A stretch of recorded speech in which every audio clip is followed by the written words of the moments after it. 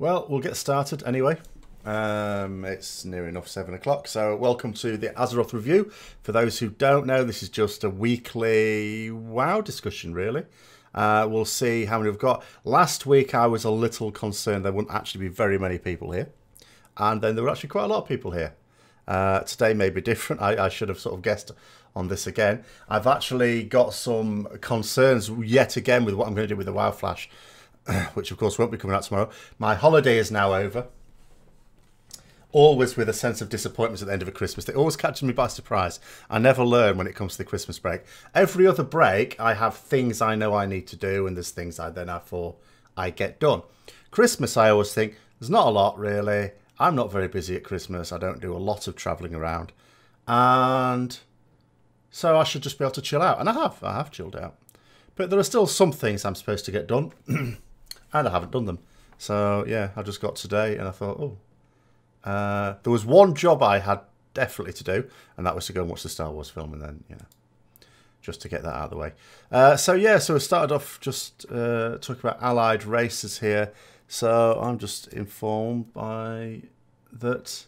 See, I thought that they were... Well, they might still be coming in 7.3.5. I don't think Blizzard have said not at all. And then I thought I saw something about them in the 7.3.5 patch PTR. But they're not playable in the PTR. They're just in Stormwind and Orgrimmar. Of course, they'd need to be in Stormwind and Orgrimmar to give us the quests, because... So it might still mean that they're playable in 7.3.5. Oh, I don't know. It would seem strange to put them in there just to further whet our appetites. It would seem sensible only to drop them in when they're going to have the quest. So I still would think that's coming. Good evening. I wasn't back at work today, no. Back tomorrow. Were some people back today? That's harsh, isn't it? Harsh. I know, Gordon Bennett. I know, like, school children you wouldn't expect to be hungover after New Year. But teachers, there's a very high rate of alcoholism amongst teachers. So making teachers go back on the 2nd is a bit mean. But no, I'm back tomorrow, having done basically nothing of use this whole holiday. I mean, I wasn't producing that many videos because there's no point over Christmas. People just don't watch stuff anyway. But I should have at least made a few of the ones that I was going to be bringing out this week. So I've got to go back tomorrow.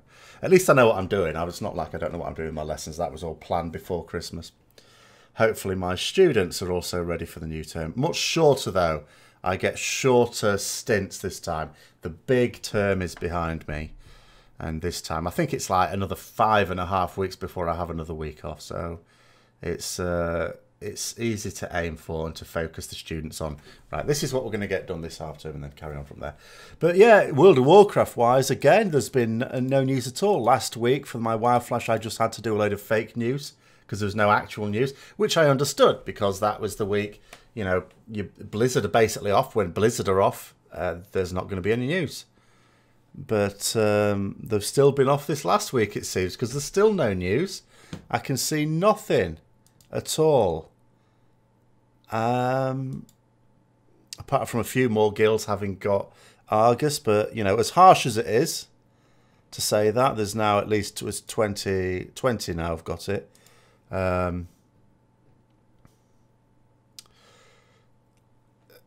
Well, there may be a Q&A coming soon. You would expect them to do a Q&A about 7.3.5.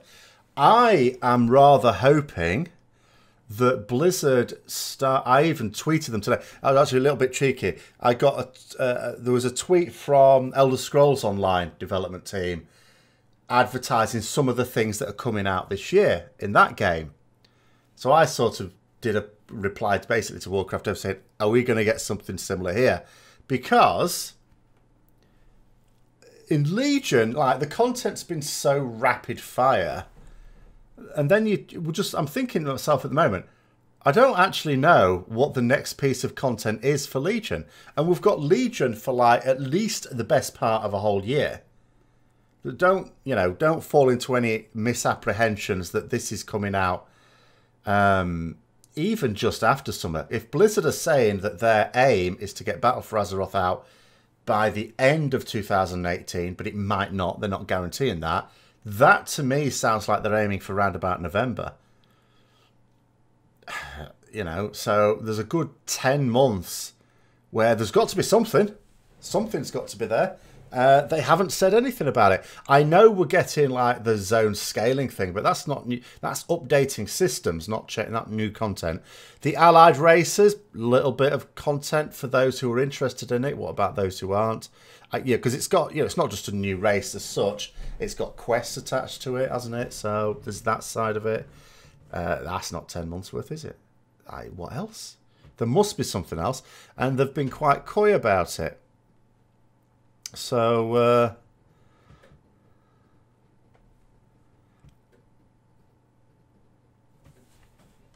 okay. That's all right. Well, I haven't got it yet. But I don't know. Oh, hold on. Maybe I have now. Let's have a look then.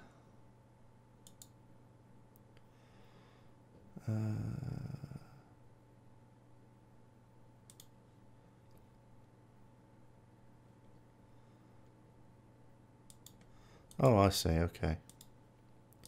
Well, let's try and paste it in here then. Just jam it somewhere for now. It's near the pumpkin patch, is it then?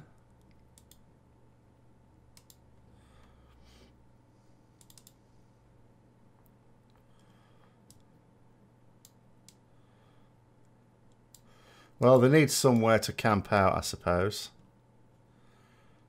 But yeah, I think I strongly suspect it is basically saying that we are going to be able to play them in 7.3.5, and they just haven't got round to putting the quest in the PTR yet.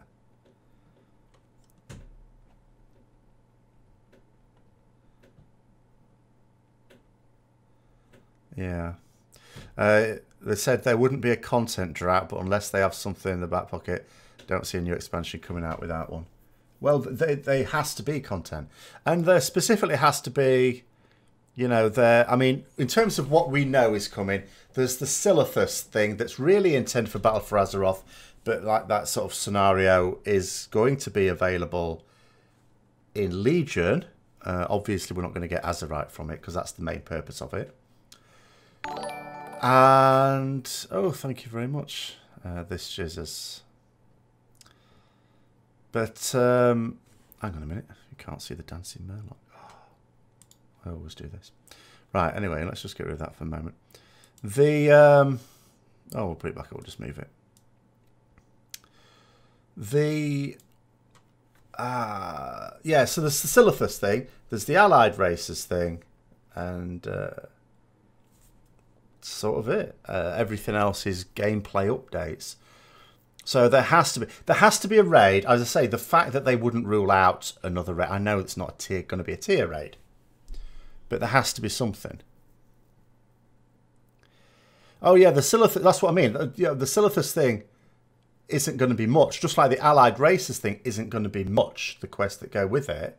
But it's what I mean is it's the only new content that we know is coming, and that is not enough. So there has to be something more, because they've released things out on a schedule faster than they needed to. You know, if they had any doubts at all about the rate at which they were bringing content out, they could have easily allowed an extra 1 or 2 week buffer. So they're clearly quite sure of what they're doing. They must have a plan. It's just they haven't told us what it is, and that sounds really weird, because for the rest of Legion, they've told us what's coming up. And at the moment, you know, it's like in terms of I ask Blizzard what is coming in 2018. At the moment, they haven't told us. You know, it can't be nothing. Can't be. You would be happy with a 5 to 6 boss raid like Emerald Nightmare. would expect a Trial of Valor type raid.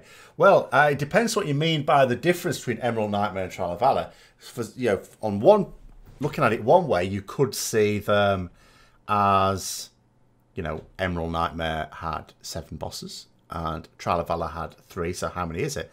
But in actual fact, Trial of Valor, although it only had 3 bosses, had significantly tougher bosses. I mean, Hellier in its original mythic form was horrendous. But they were all tougher, even on heroic mode, than the most of the Emerald Nightmare fights. So is it a question of, do they bring out a raid of minimal challenge to serious skills, running on the assumption that many of the players in those serious skills, the top kills we're talking here, would probably be concerning themselves with alpha beta tested for BFA? Or do they bring one out that is tough, like Trial of Valor, but not that many bosses? I mean, I wouldn't have thought there'd be more than 5. I'd be very surprised. I mean, there could be, of course. Just because, you know, it's just all we know is, like they said, they're not going to bring out a tier raid, and they're not going to bring out, as they said in his own words, Ian, a Ruby Sanctum type raid. Well, I take that to mean a 1-boss raid. Well, duh, at this point, we can say obviously not, because a 1-boss raid is no good to anyone.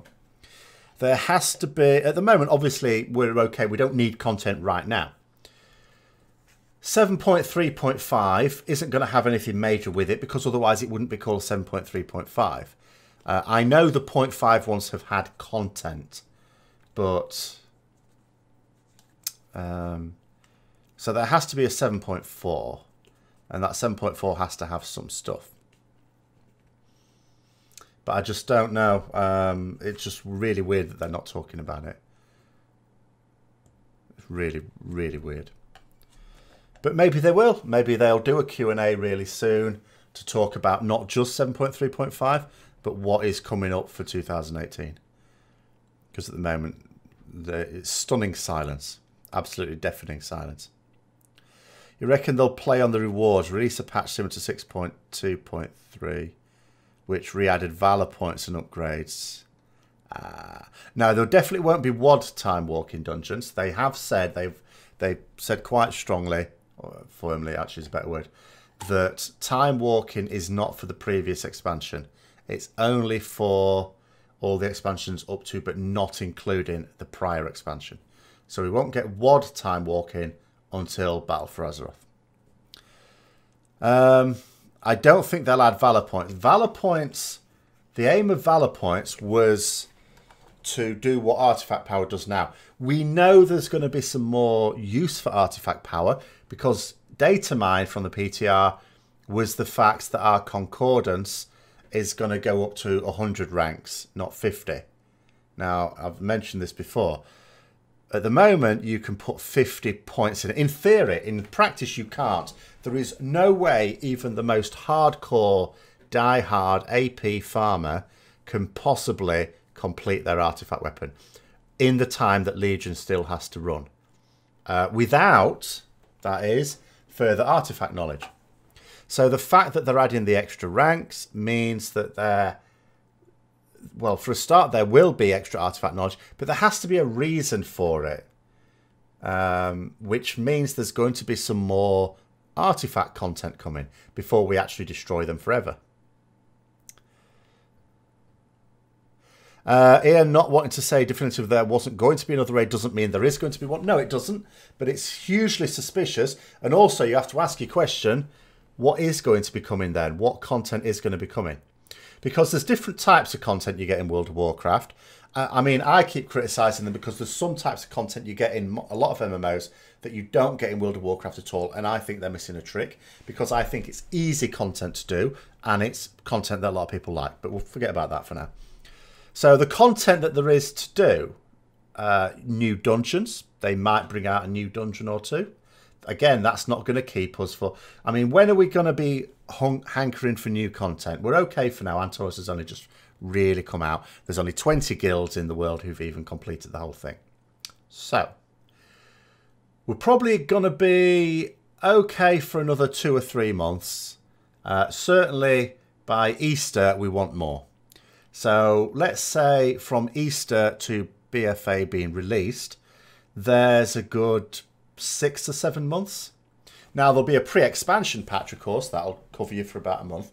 So let's say there's 6 months at the moment that has nothing. So what's got to appear in that 6 months? A new dungeon or two isn't going to cover it. A new battleground isn't going to cover it. A couple of solo type stuff, like, you know, the Chromie stuff with a training scenario, that type of thing. You know, that, I mean, we know the mailbox, the mail things coming in, the Postmaster game. Again, that's not going to cover it. There has to be something you get your teeth into. And the thing you get your teeth into in WoW is raiding.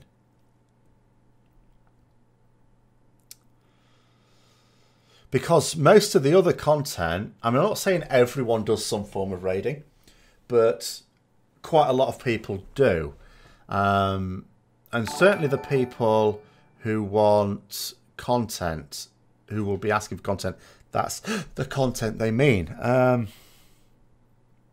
Like Brawler's Guild, not everyone does Brawler's Guild. In fact, not that many people do it. There's enough people to make it worthwhile. You know, but, you know, if they announce some new stuff for Brawler's Guild, it's not really going to excite a lot of the players. So, Gareth Fox, you think there doesn't have to be anything? Blizzard have taken year-long breaks from releasing content. Right. Why wouldn't they do it again? 2 reasons. One, because it's a bit of a disaster sub-wise. Now, we can only guess at numbers. We could just pull numbers out of our ass. But what is it? I don't know. What is it a month in American money for a month subscription? $15? Something like $15? So if there's, let's say, 1 million, and that might be a conservative estimate, if there's 1 million players that only subscribe in months when there's something new for them to do, then for every month that they are unsubscribing, and let's say it's as few as 1 million that do that, then that's $15 million. I don't think they want to be losing $15 million. Because how much does it cost to actually create some content? Not that much. They're not paying that much in wages.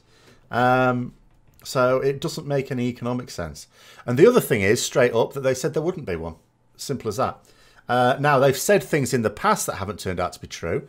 But this time we know that they've actually planned Legion properly. And the way we know that is because up until very recently, like literally the last patch, every patch had that 11-week gap between it. Now that went on for quite a while.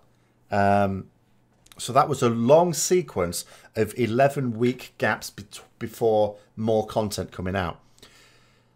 That can't be an accident. That's not a coincidence. That means it's been planned, and it's been planned with tight deadlines.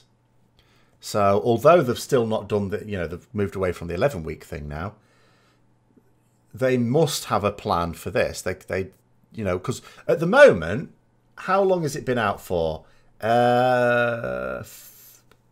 16 months, hasn't it? It came out on the 30th of August. So Legion has been out for 16 months. You know, they've not brought out just 16 months of content. They'll have never planned for that. Because if that's all they had, if they didn't know what they were doing, if they were making it up as they went along, then they wouldn't have brought it out as rapidly as they did. Because they easily could have stretched it out. I'm not saying loads more, but the odd week here or there, delays on things, would have been fine.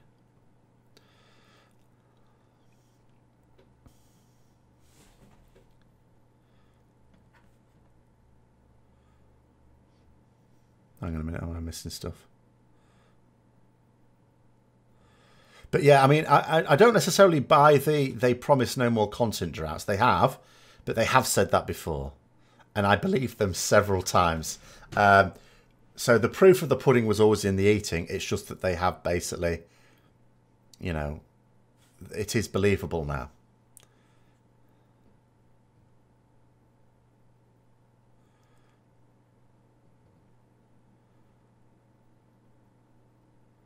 Well, the thing with the Siege of Orgrimmar HFC, no, they didn't want to lose that money. But you've got to bear in mind, at those times, the powers that be, which were not the development team, were trying to get them to bring out yearly expansions. They wanted annual expansions. Now, you and I, that doesn't work with World of Warcraft. It might work with other MMOs where they bring out some crap that isn't properly tested.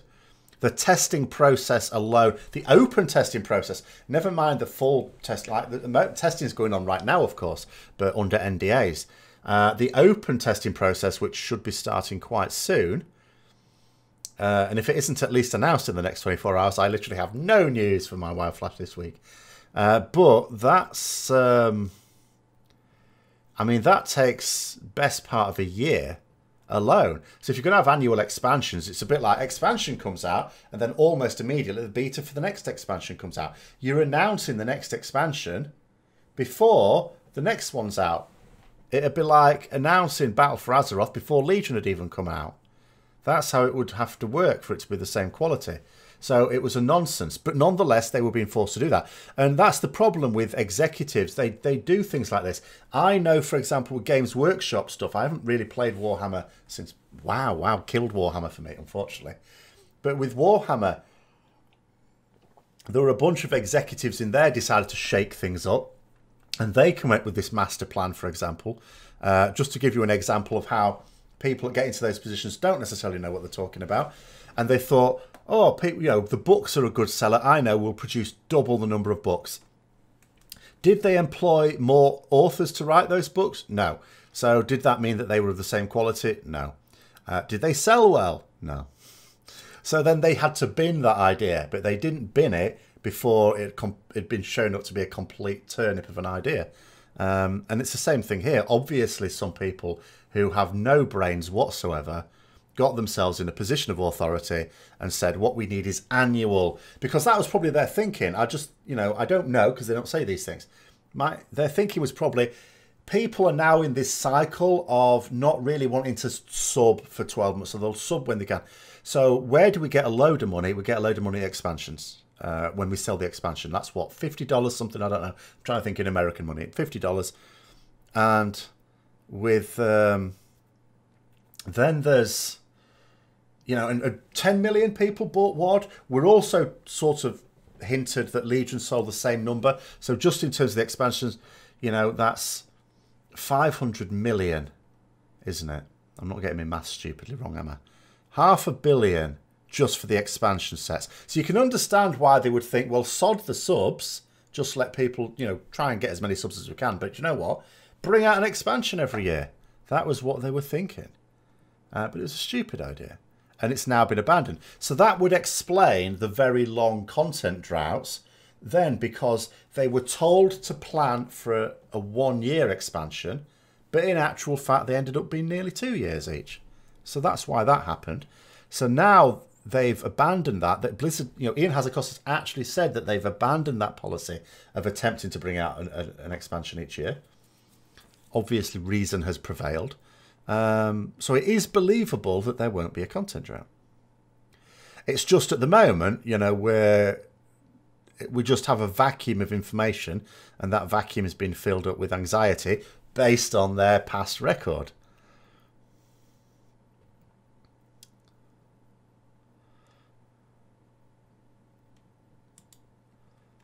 Well, it depends what you mean, Guybrush. So, sorry, I'll read out what you're saying for people who are just going to listen to this on YouTube later.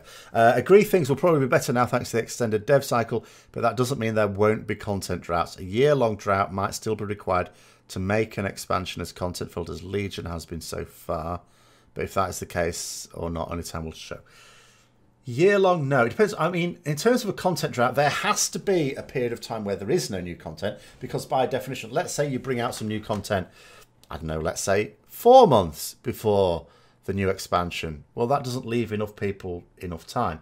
I mean, that was always a bit of a curse in vanilla and TBC. Naxxramas came out, it wasn't obviously right before TBC, but plenty of people didn't complete it. You know, there were plenty of people that didn't complete it, that could have done with, say, a couple of months more time.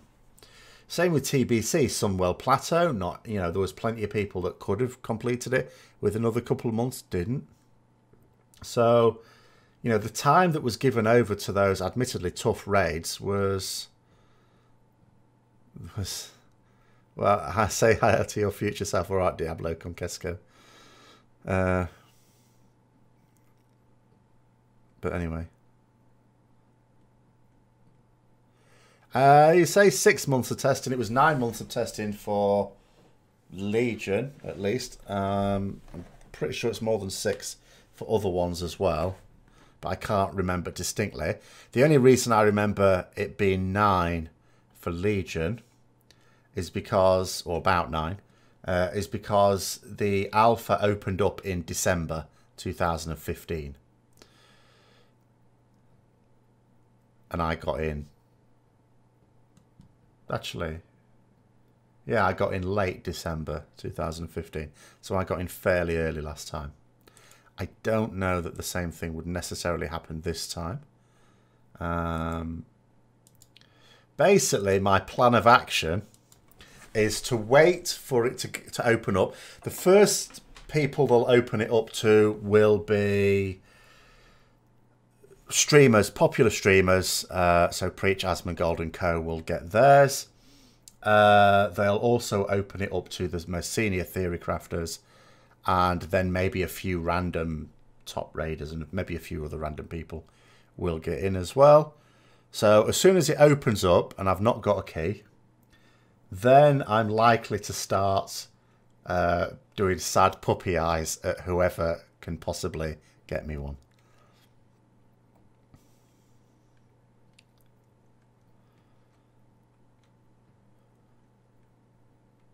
Legion did come out on August the 30th. Yeah, well, it's not untypical. I know vanilla. Okay, it was out for longer because North America, but you know I was in Europe, so vanilla was out for 22 months in Europe. Obviously longer in North America. Not quite sure why it had to have a phase release, but anyway, it did. And then TBC was out for 22 months. I seem to remember. Wrath, I can't be sure because I basically stopped playing. I didn't play most of Wrath. I think that might have been similar. I think most of them were similar, a little under 2 years. I think that has generally been what it is. Legion looks like it will be the first one. Is it the first one that's going to be over 2 years? But I can't be certain of that. Has there been another one that's been out for over 2 years? I'm not sure if Cataclysm or Miss was. I don't think Miss was. Maybe Cataclysm was. But I can't remember. But Legion, I mean, it was out for what? 4 months of 2016. Obviously, we're up to 16 months now. If BFA comes out in November, that's 27 months. I'm sure that would make it the longest expansion ever. Oh, Cata was short. Well, there you go. I'm pretty sure Mop Wrath was 25 months, was it? Okay, there you go. So that was probably the only one that's been slightly over. But this one would be significantly... This one would beat that. So that's got to be... There's 6 months worth of content missing somewhere. That has to be planned. Because I don't believe it's not planned. I don't think... Because obviously I wouldn't trust it if Blizzard just had the intention to do something. Because they're a bit like me in that respect. I intend to do things all the time and just don't get around to a lot of stuff. I plan for more than I can actually do. So it's a big failing of mine. But so it has to be, has actually, you know, got to the advanced planning stage, I would think. They're just being quiet about it, that's all. Maybe they think there's enough hype with the allied races. It's just the thing that surprises me. It's not so much the fact that they haven't said anything yet. I mean, that surprises me a little bit. What surprises me most is you usually expect on like the start of a new year that they would say so. The only thing Blizzard have said, a community manager actually posted something, which was just basically a holding statement. You know, steady as she goes type thing. What was it?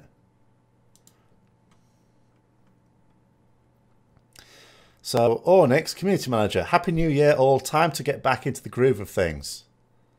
I can't post on the NA forums. I wish someone could and would respond by, okay, can you start getting into the groove of things by telling us what's coming?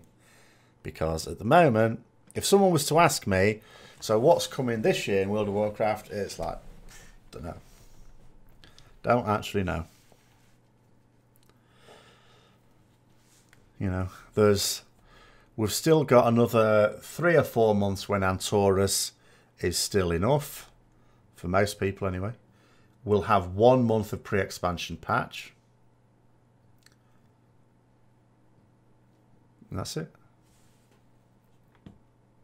Yeah, the pre-patch would be a month. That will, I'm sure, you know, that will be a different thing. That'll be, there's something there. And again, if there's nothing new for the few months before that, that's fine too. If the timetable is like this, let's say we're okay as we are, 7.3.5 comes out whenever in a month or two. That's, you know, that's just what that is. There's nothing major about that. Except, of course, there is something else in 7.3.5 that we don't know about yet, because they are doing something with the artifact weapons. They have to be if they're going to be boosting up those concordance ranks to 100.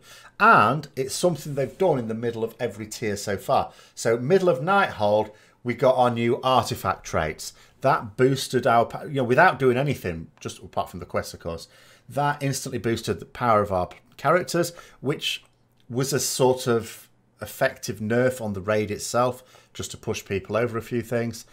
Tomb of Sargeras, same thing. We got the Netherlight Crucible. Yes, I know, terrible idea, but still, it boosted our power. So what is there coming for Antorus? It wouldn't make sense for it. Well, it'd book the trend if it was nothing. But the fact that, you know, the 100 concordance rank increase means something must be coming for that as well. And we have no hints about that at all. Not even a hint. So that is just to be guessed at. You keep mentioning this, don't you, Valisha? Keep adding world quests to the old world as content patch. No. No. The zone scaling will be fine for that. I don't think they want to add world quests. I mean, there's already dailies in some of them anyway. You know, I mean, it's not the same as world quests, but, you know, they exist. What if there's another class hall campaign? I don't think there will. Or do I? The question is, what happens story-wise? Because, let's say there's a 7.4, which surely there has to be. It has to have a theme. So the theme of the start of Legion was just Legion invading us. You know, the next theme was assaulting the Sunwell. Not the Sunwell, the Nightwell, behave yourself. The next theme was assaulting the Tomb of Sargeras itself, cutting off the Burning Legion attack. The next theme was going to Argus and taking on the Legion. So that's done. So 7.4, what's that? Was back on Azeroth. You know, the Argus cinematic makes it clear we're not hanging around on Argus to any rebuilding. You know, that's disappeared into a little red dot. So we're back on Azeroth doing something. So whatever the theme is has to be Azeroth based. And it can't just be in Silithus either. Oh yeah, that is another point as well, certainly with the class campaign. They did say they've sort of regretted it because every time they create something that's class specific, there's only like 1 in 12 play, assuming it's the same number of people play each class. But you get the point that it's a very small fraction of the player base that are going to experience it. I mean, it's the sort of thing I would like to see every expansion. I would like to see every expansion a class quest line. But just one. They don't have to go mad like they've done this time. Would giving out more beta keys to BFA speed up the beta process? No, it wouldn't at all. Because most of it, I mean, you've got to think in terms of the different teams, and they're all really working. You know, they've got to physically build things and test things. And it takes a certain amount. Most of the testing that they listen to is only a few people anyway. You know, don't kid yourself. Like, you can't even fill in, You can't even really fill in feedback anymore in what you used to be able to do in betas, long time since now. In fact, I remember Wrath beta was the first beta I ever went in. I didn't do vanilla. I wasn't even intending to play WoW when vanilla was coming out.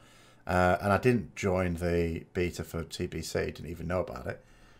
So Wrath was the first beta I was in. And every time you did some content, a little questionnaire would come up, a little in-game survey that would ask you whether you thought it was fun or not. So you could provide feedback like that. They don't do that anymore. They're not interested in feedback. The vast majority of people that are in there just for, you know, almost stress testing, really. There are a few people whose opinions they listen to. And apart from anything else, there's only a few people, to be fair to Blizzard, that even contribute views. Most of the people that are in in the alpha or the beta don't even post things on the forums, or, you know, they don't even post feedback. But the point is that feedback used to be a lot easier to give because it was in-game. What do I think about the Ulduar news? The only Ulduar news I know about is Ulduar time walking coming. Do you know different Ulduar news?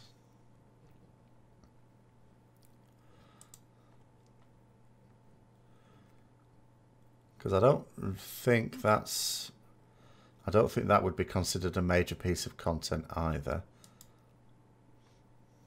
Because if it goes anything like the Black Temple one, I know people have complained that with the Black Temple time walking, that, okay, I mean, like we went in, just the fact it's one difficulty, not 10 or 25. Well, of course, it's the time walking, isn't it? It's it's the same as Black Temple in essence. It's basically something that's almost below LFR standard, really, I would say. Well, based on what Black Temple was like, anyway. But yeah, the Black Temple, yeah. So people were telling me that if you didn't do it in one go, so you went and then you came back to do it even with the same group, and all the bosses would have respawned or something, which is a bit crap if you couldn't do it in one go. So it might be the same with Ulduar, although you would I would say I would hope they'd fix that, but Black Temple Time Walk has been out twice now, and apparently it was still the same on the second time around. So I'm told. I mean, I can't speak from personal experience. The first time we did it in Guild, and we just went through the first, you know, in one go. Second time round, I didn't do it at all.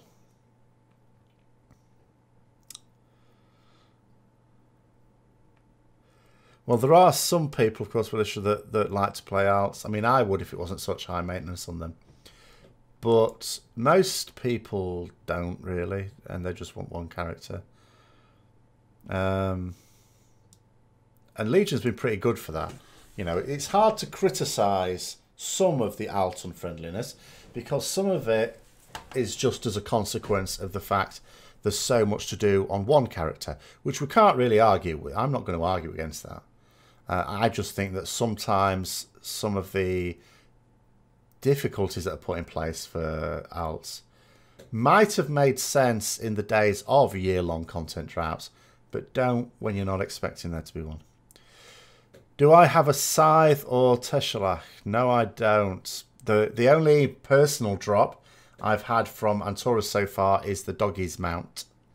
So I haven't got myself a Pantheon Trinket. I haven't got Teshalach, and I haven't got the Scythe. But I'm less concerned with the cosmetic things because, you know, we're going to be doing this forever until BFA comes out. So, you know, hopefully at some point they'll drop. I'm more concerned with the Pantheon Trinket, which is now at a night. You know, we can now upgrade it. Well, 960 at the moment. Tomorrow it's going to be, well, today in North America, tomorrow in Europe, 965. At this point, it's a trinket that even its normal effect, never mind the Path of the Titans effect, is going to be worth using. Yeah, the Charhound. So I've got that. I was quite lucky with that. I got that on like second week, I think. Maybe in the third week. I remember getting the Mistress mount as well fairly early on. According to some rough stats you've seen somewhere, Reddit, think the Lego Amonthul's trinket has very limited bad luck protection or 0. Yeah, we don't know about that. I did hear of some plans for what Blizzard were mulling over in terms of their plans for it. And it seemed to veer between very low chance to get it throughout the rest of the expansion to there were some considerations given to maybe at a certain point allowing you to have a much higher chance of getting it. So at the moment, really small chance to get it. But then there was one plan I heard of. I don't think it's a good one. But time will tell whether it has been implemented. Which is, because at the moment there's like 2 personal loot rolls done with when you kill Argus. One is for the Amonthuls, which is just a really small chance. The other is for getting a Path of the Titans trinket. So let's say you get the Path of the Titans trinket. So then, but that roll still carries on every other time you kill Argus. So let's say you win again. Obviously, you can't get the same trinket. That'd be stupid. So it gives you one for an off-spec. And then it happens again. It gives you another for an off-spec and so on. So when you've got all the ones you can possibly get, I did hear someone say they were thinking about, not that it's definitely in, just they were thinking about it, that they were thinking of maybe when you've got all the ones you can get, that maybe the next one you get is Amonthul's. In which case, after a certain amount of time, you have a massively increased chance of getting it. So there will come a point at which people killing Argus every week have got a very high chance of getting Amonthul's at some point. Whether it's at some point before you actually finish the whole raid is another matter. Yeah, I'd heard about 0.5% drop rate as well.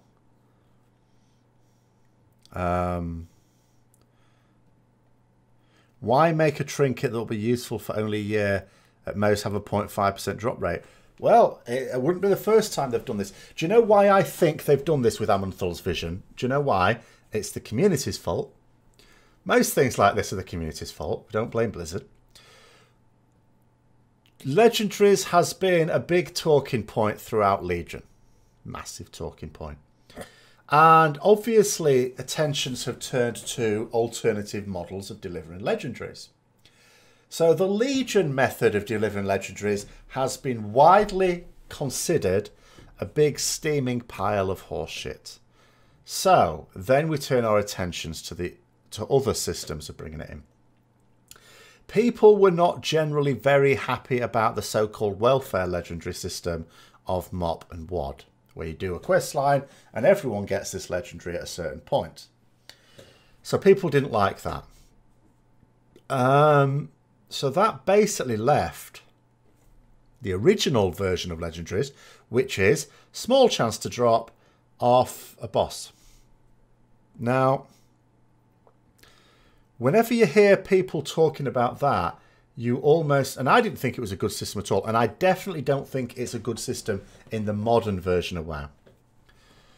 But whenever people talk about it, they talk about it all teary-eyed, as if it was a great system.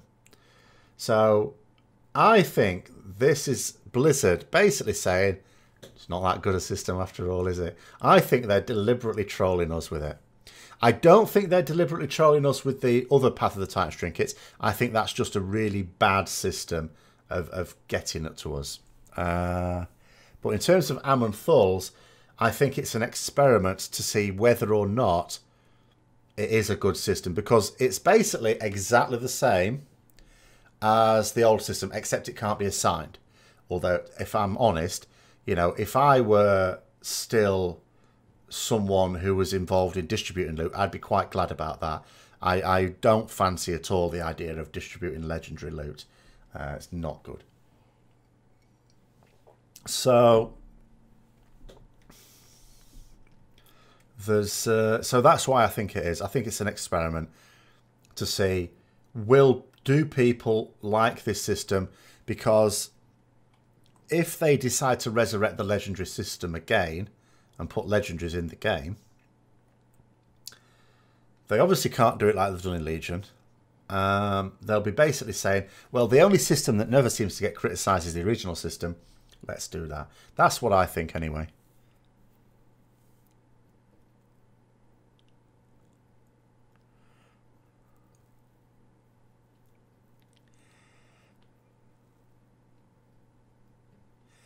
So what's this?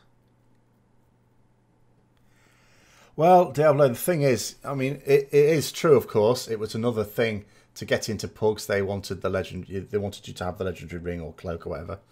But people come up with ridiculous expectations anyway of pugs.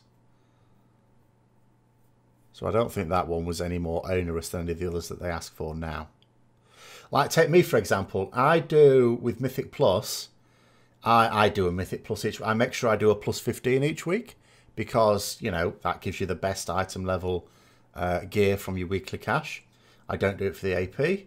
I'm not averse to doing more of them if I'm about and some people want to run them and they want to take me along. I'm quite happy to do them. I'm quite happy to push higher keys. I'm quite happy to just do more 15-ish. But 15 for me is a very, very easy thing. In fact, I'll give you a bit of a hint. Like, this week being a bad week, this last reset was a bad week. And so after the raid on Thursday, I think. No, it was Wednesday. It might have been Wednesday, actually. Last Wednesday. But anyway, after one of the raids, I thought, right, I need to get my key done quickly. I can't leave it till the weekend or something because no bugger will be online, including me. So I thought, I need to get it done quickly. So I tried to get it done in guild. Couldn't get a guild group at that particular time. So Fardian, who's the guy who writes Icy Veins guides for Rets, he's Horde, but he has a Warlock, an Alliance Warlock, which is not a name. Good. And so we basically just pugged it. So we got into a pug, loads of declines, and that's what I'm going to come to in a moment. But we got into a pug, a 15 pug. The other ones in the group were not very good. In fact, do you know what happened to me? Do you know there was a Holy Paladin in that pug? Do you know what the bastard did to me? Right?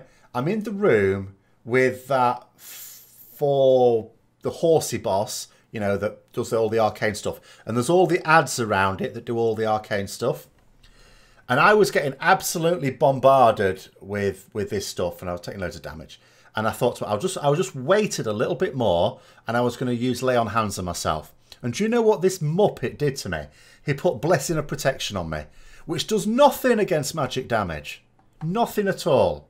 But do you know what it does do? It puts Forbearance on me, which means I can't use Lay on Hands on myself or Bubble. I have no protection. So I died. Absolute muppet. Anyway, so that pull, and it was not a good pull. At the end of it, I thought that was horrendous. That was the first time I think I've ever pugged a Mythic Plus in Legion, actually. It's certainly the first time in a long time, and it was not a happy experience. And yet, it was still really easy, because there was myself and there's Fardian who knew what we were doing, and, you know, it went as smoothly as can be expected with 3 other people not doing very well. And, well, the tank wasn't disastrous, actually. But, you know, the other DPS was a Feral Druid who did no damage at all. And the Holy Paladin, useless. And so basically what I'm saying is 15 is really easy for me. Can I get into a plus 15 pug? Not a chance. No way. No way. It's easy to do it. I find it incredibly easy. But no one will believe me because I don't have a Mythic Plus score. Or I don't have a good one. Or Raid at IO, that's the other one, Diablo, yeah. I can't even imagine what it's like on that. Apart from anything else, obviously I've moved Realm recently.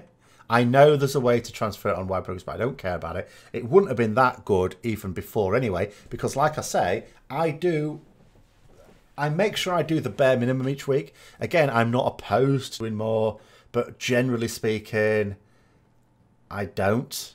Because it's very rare that there's someone about going, oh, do you want to do a Mythic Plus when I've already done mine? You know, if I'm free, I will do it. But, you know, it's very rare that that's going to be the case. And when people ask on Discord, I have no chance because I don't see the notifications. I had to turn them off because I keep getting spammed. I can't seem to find a way of just allowing it on like 1 or 2 channels. So I just get spammed constantly. So I had to turn it off. But yeah, Pug, I tried one time a couple of weeks ago to get into Pug plus 15 for an hour and a half, just spamming different people. Didn't get into a single one of them. And yet I would have beasted the damage in any of those groups that were in there, in all likelihood.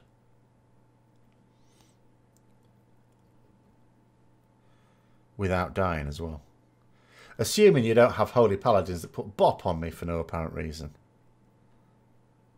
That should be rule number 1. I think I might have said something like that. Rule number 1, never, ever, ever put a forbearance causing ability on another paladin without their express permission.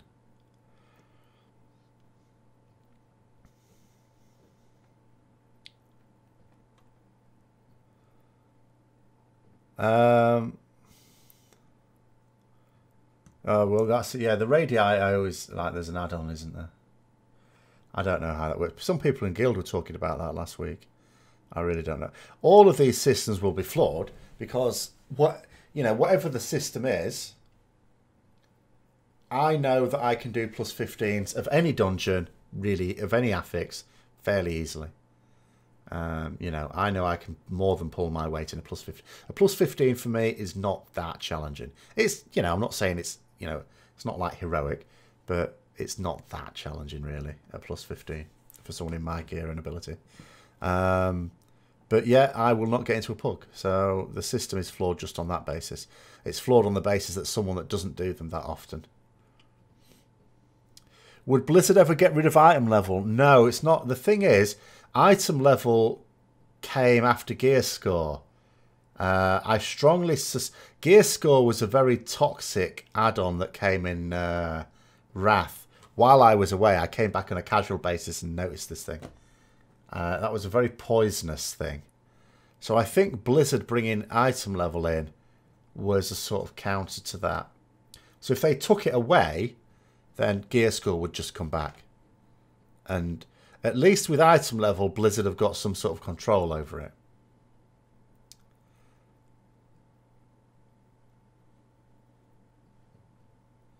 Well, yeah, people do certainly have this bit of a block about Rets.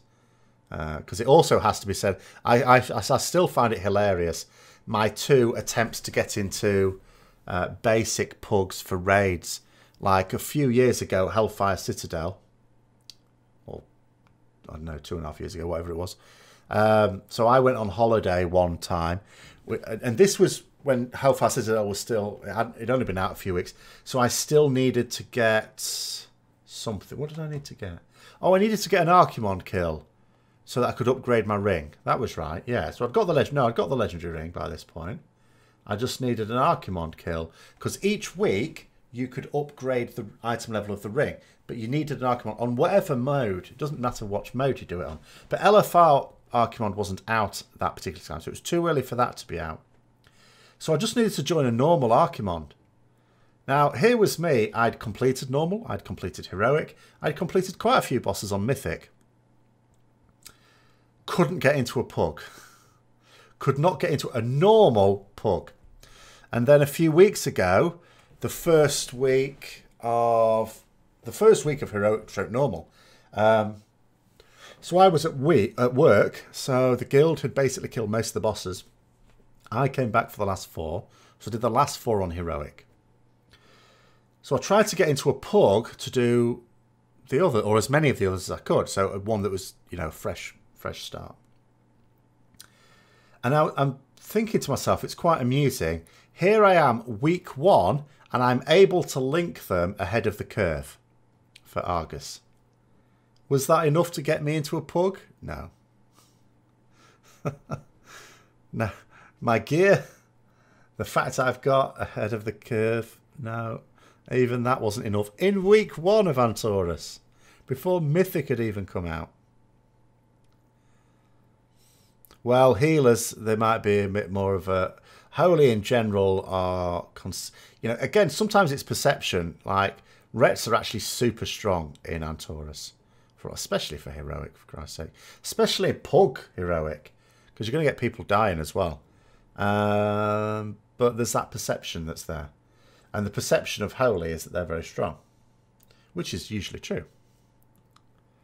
Plus healer in general. It's not always easy to... Healers and tanks, there's a little bit more flexibility with allowing them in. I mean, tanks, they'll... I suppose a bit less because they need to know that the tanks know the tactics. But healers, they might be... I don't know, they might be a bit shorter of. But with DPS especially, you know, melee DPS and then especially res. It can be a harder thing. But I do find it maddening when you cannot even get into... when I am demonstrably well above that level of content. It's insane. But this is exactly why, Action Man, that you if you're going to do this on a regular basis, you have to ask the question, why are you pugging it on a main on a regular basis? Shouldn't you be in a guild that wants to do it? That is obviously going to be the best plan. Because someone trying to get it in on an ad hoc basis like I was, you'd sort of like, okay, you have a bit of sympathy for that. But if someone is needing to do it every week and complaining that it's a hassle, it's like, well, should really be in a guild, because then there's a bit more camaraderie, there's a bit more common purpose. Then it'll be a much more pleasant experience and a much more reliable experience.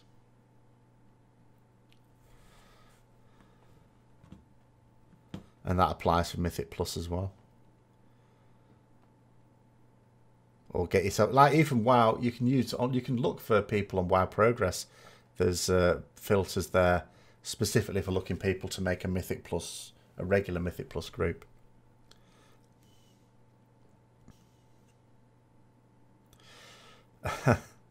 Yeah, it's always a bit... it's a bit unpleasant when you might get what should be a really good upgrade and you can't wear it because of tier or legendaries. Like there's 8 slots that I have that basically mean... well, I suppose 7 because one of them's a ring. I could always put it in the other ring slot. So let's say 7. All the tier slots plus the belt. That if I got something from the weekly cache, it's not going in. That is always a big shame. But especially early on. Later on it's not so bad. But early on, getting a guaranteed 960 plus item should be a guaranteed upgrade. And it isn't always. Is Antorus the best raid ever for me? No. I'm not sure what my favourite raid has been. It depends what you mean by best. Best as in I enjoyed most, or best for my class or spec or what. But I don't think it is.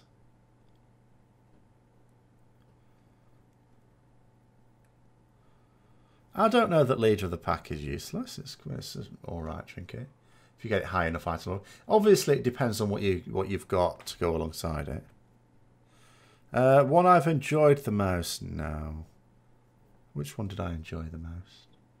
You'd probably be going quite a long way back. Again, it'll be like, you know, just because of the newness of it. I would say I probably enjoyed like the vanilla raids more. Maybe not so much Molten Core, that was a bit more pedestrian. Blackwing Lair I liked a lot. I also liked, you know, the original Naxxramas.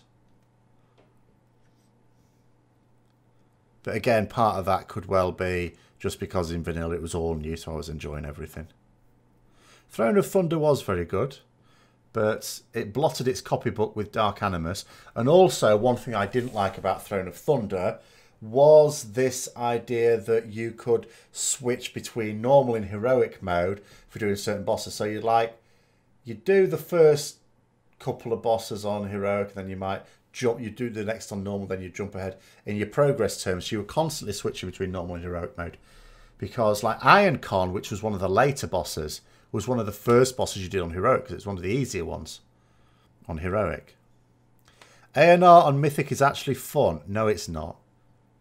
No, it's not. It is either super frustrating or mind-numbingly boring. And in actual fact, it's just super frustrating. Because, like, I keep dying. And what killed me this week when I did it is I had to get the green debuff. That straight away means you've just got a big bullseye on your head. So everything gets thrown at you when I go up onto the ship. And admittedly, I go onto the ship third, so it's not as bad for me as it would be for 2 other buggers. And what did it for me this week is, so my crew was on the top for some incoming stuff, but my crew wasn't really there.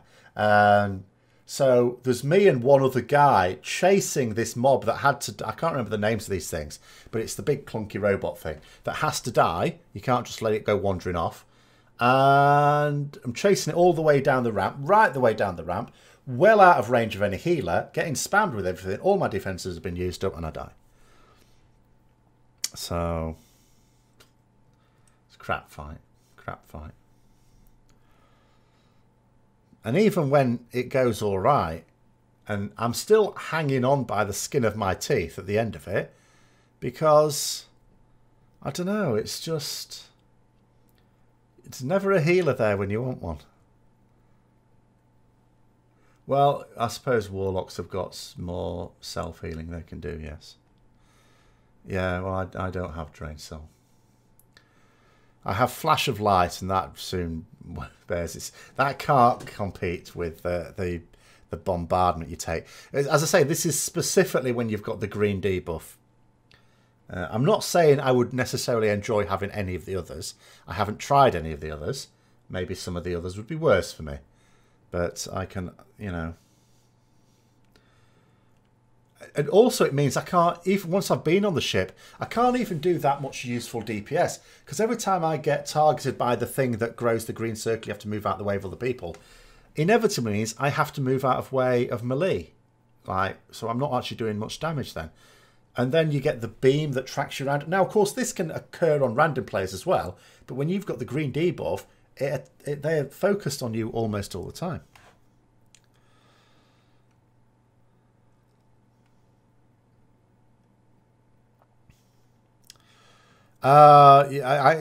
Seriously, anything to do with classes for BFA has not really been worked out.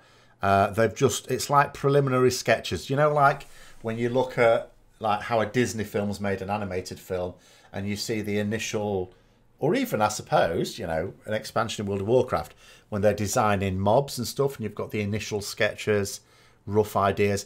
That's where they are with classes. That's all it is. They haven't fleshed anything out yet. So, although I have no confidence that they'll get the class buffs right, because to my mind, it's just something to trip yourself up on. There's already a problem in World of Warcraft that, because of the compact nature now of sizes, given the number of class role combinations that there are, there's already problems that you always get some classes for certain roles that are considered useless. And then it's bad luck if you happen to play one of those characters. And that is a problem that I think they should work on more. Putting something like this in has a huge chance to make that situation worse. In a couple of ways. So first way is, obviously, some of those abilities, because it's basically utility, they're basically giving every class another utility ability. Some of those will be useful on every fight. They will just always be useful. Some of them will be useful on some fights and not on others. So then you're less useful on some of the others. Some of them, the way they seem to be planned at the moment... and again, this is a long way off completion, so I'm hoping they'd knock this on the head. But the way some of them seem to work is some of them seem to be auras. Some of them seem to be auras that, you know, like raid buffs, but you cast it on someone, so it's castable raid aura. And some of them seem to be like things that have a shorter term effect, as far as I can tell. That's the one that's got to be knocked on the head. At the very least, they have to make it so you do not get a benefit from having two of the same class because of these buffs. But even if they do that, you've still got the issue that some are going to be more useful than others. I mean, if we take, for example, the Paladin one is supposed to... well, at first I read it and thought that's stupid because it was like increased armor, going back to the old Devotion Aura, the original Devotion Aura. How useless is that? Might be a bit useful for tanks, but no one else takes much physical damage. But then I was told that, you know, that was just a tooltip error and that it's actually just a straight up damage reduction. So it'll also have a smaller amount. It'll do some physical mitigation, but also some spell as well. So it's basically a damage reduction for the raid, which sounds all right. But let's say you've got someone else who has an aura that increases damage. Well, you'd want the one that increases damage because sometimes it's nice to have something that reduces damage. And sometimes it doesn't matter. Sometimes the healers are well on top of everything, but not to the point where you can drop a healer because of it. So what you actually want is more DPS. DPS buffs, always useful. Defensive buffs are only sometimes useful.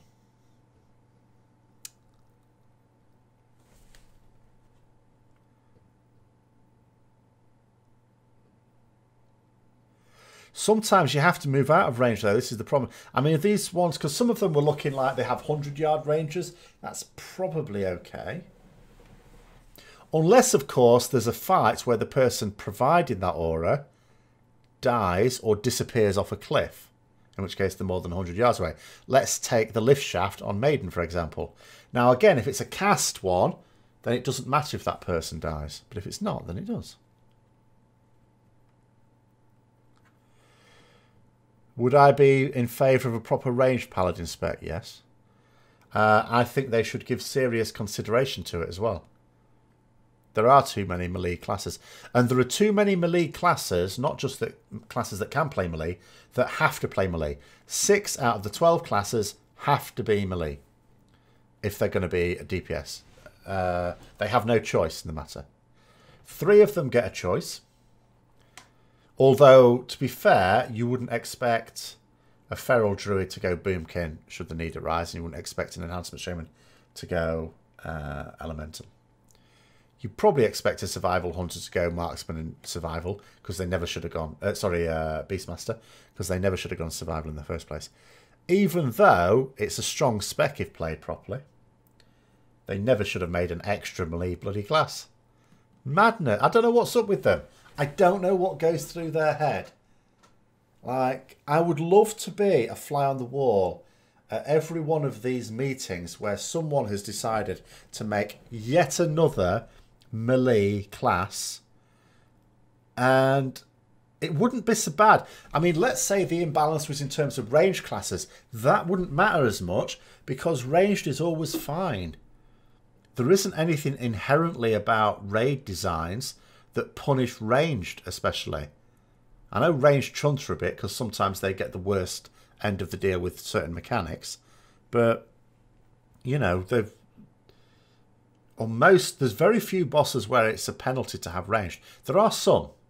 You know, you had Gul'dan, for example, where it wasn't ideal to have lots of ranged. There's in Antorus Iminar, you don't really want a lot of ranged on Iminar. You'd take all melee if you could on Iminar. But mostly it's the other way around.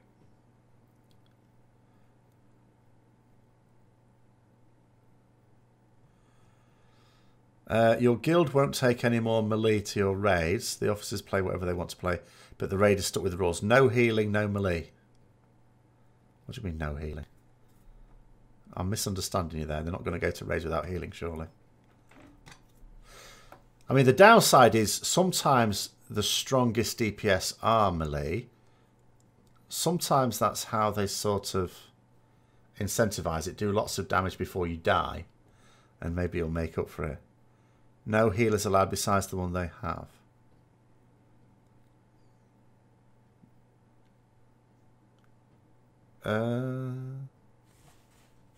You'd only take the ones you have anyway, wouldn't you? Is this for alts or something you're talking about? Have I missed something? Well, Paladin and Monk are sometimes in melee, they're sometimes not. I know they're designed to sort of be melee healers, and they are classed as melee for mechanics usually. Any mechanics that will only affect range don't usually affect Paladins or Monks. But, well, I mean, people will play whatever class they play, surely. But anyway, I mean, it depends on what mode as well. If you do it on Heroic, it really doesn't matter. Most of these things don't really apply on Heroic. I can't think of many mechanics that punish the balance of healers and melee. Let's have a think. Antorus.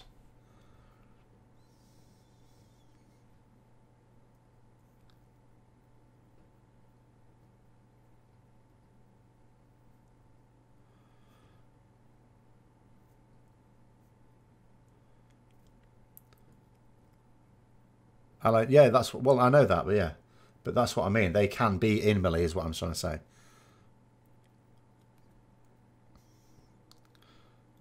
Although they sometimes have to be a bit careful.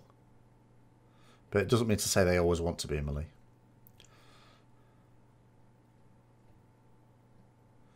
Play healer. I don't think there are any healer classes that are unviable. There might be healer classes that are played by people that make them in, you know, unviable because they're not being played properly. I mean, there are always some classes that are stronger than others, but you know, I mean, the least viable healing class. I mean, all of them are viable, but the one that's suffered the most in Legion, you know, Mistweavers, and yet in my previous guild we had a Mistweaver in that was a stunning player, and you know, there was never any thought of leaving him out on a fight because he was so good as a healer. That sounds fine. Well, more variety is always good. I mean, that's the thing. There's only 5 healing classes, so ideally you will take one of each. And ideally, the priest will be able to play both holy and discipline as required. That is, you know, that is your unicorn land type healer roster. Hi, Pinky Tiger. I'm fine, thank you. But you know, that will still be fine.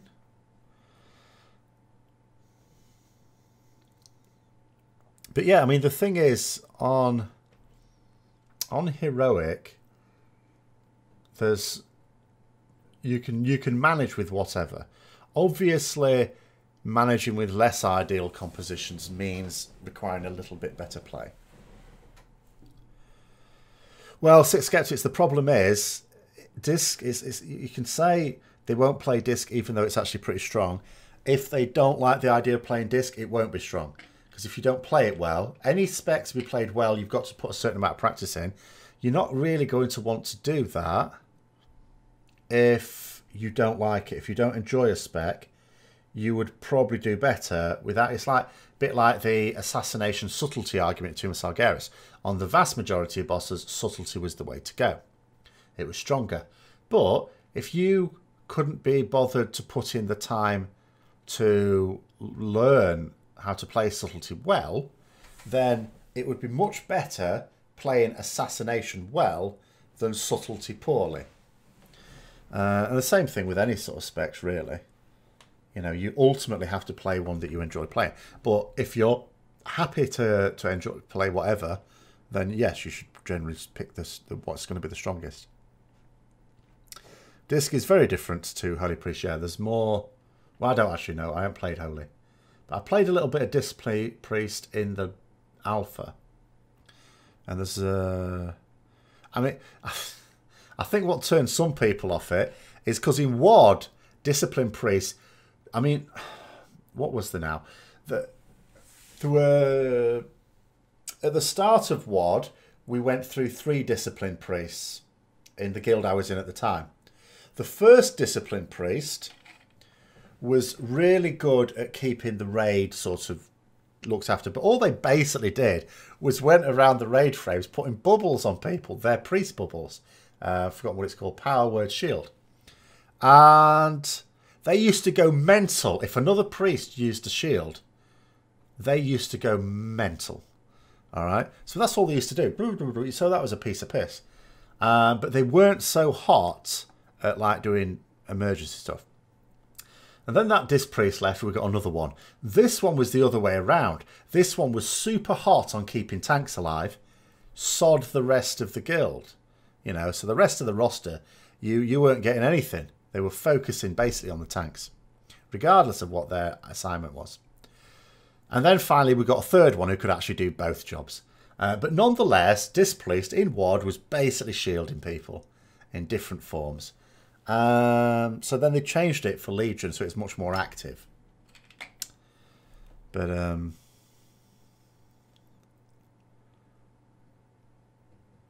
could Pandaren be paladins in future expansion? Almost any class,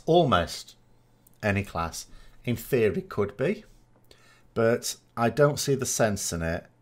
I mean, Blizzard need there to be choices of races for each class so that people have a choice. But like I was quite pleased that Ian Hazakostas himself said, it sort of has to make sense as well. It's no good if it doesn't make sense. Gnome paladins don't make sense. He said that. This is words out of his own mouth. Those are these exact words. Gnome paladins don't make sense. So there we go. Well, Horde, the problem with Horde is, yes, they could do with another paladin choice. The problem is that they don't really have any choices. The players literally do, because obviously you've got Blood Elf and Tauren. But Tauren Paladins was a hell of a stretch. You know, I have rarely seen such a stretch. And whenever I talk about this, I'll always get comments in, oh yeah, they did explain it because of this. No, they didn't explain any of the mad things they came up with in Cataclysm. Just because they did, just because they had an NPC explain why Tauren can be paladins doesn't mean it was explained. It means they came up with some bullshit that is now official canon. That's a bit of a tautology, but there you go. So if they were going to make, but I can understand it. I mean, even Blood Elves, they had to sort of change what the nature of paladins to get Blood Elves in. But that was okay. I was sort of okay with that. But Tauren was a hell of a stretch. I would have rather they had undead paladins, because I don't see why a paladin, a human paladin, say, because that's what undead are. Undead are always just undead humans, aren't they? They're never undead of other races. I mean, that would be a bit more customization they could have. What about undead orcs and stuff like that? But they don't. They just have undead humans, because they're all supposed to be from Lordaeron. And anyway, so if you had a paladin that fell and then was brought back to life, but not with it, obviously, if it's brought back to life by the Lich King, and in the control of the Lich King, it'd be a Death Knight. But let's say it's brought back up, but outside of the control of the Lich King, then it's just an undead paladin. That would be okay. I'd be fine with undead paladins. That would have been less of a stretch, lore-wise. So I don't know why they didn't do that. I really don't.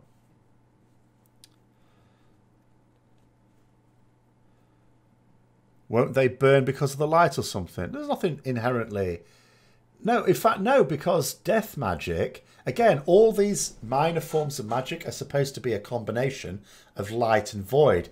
It's light, and we've now had it.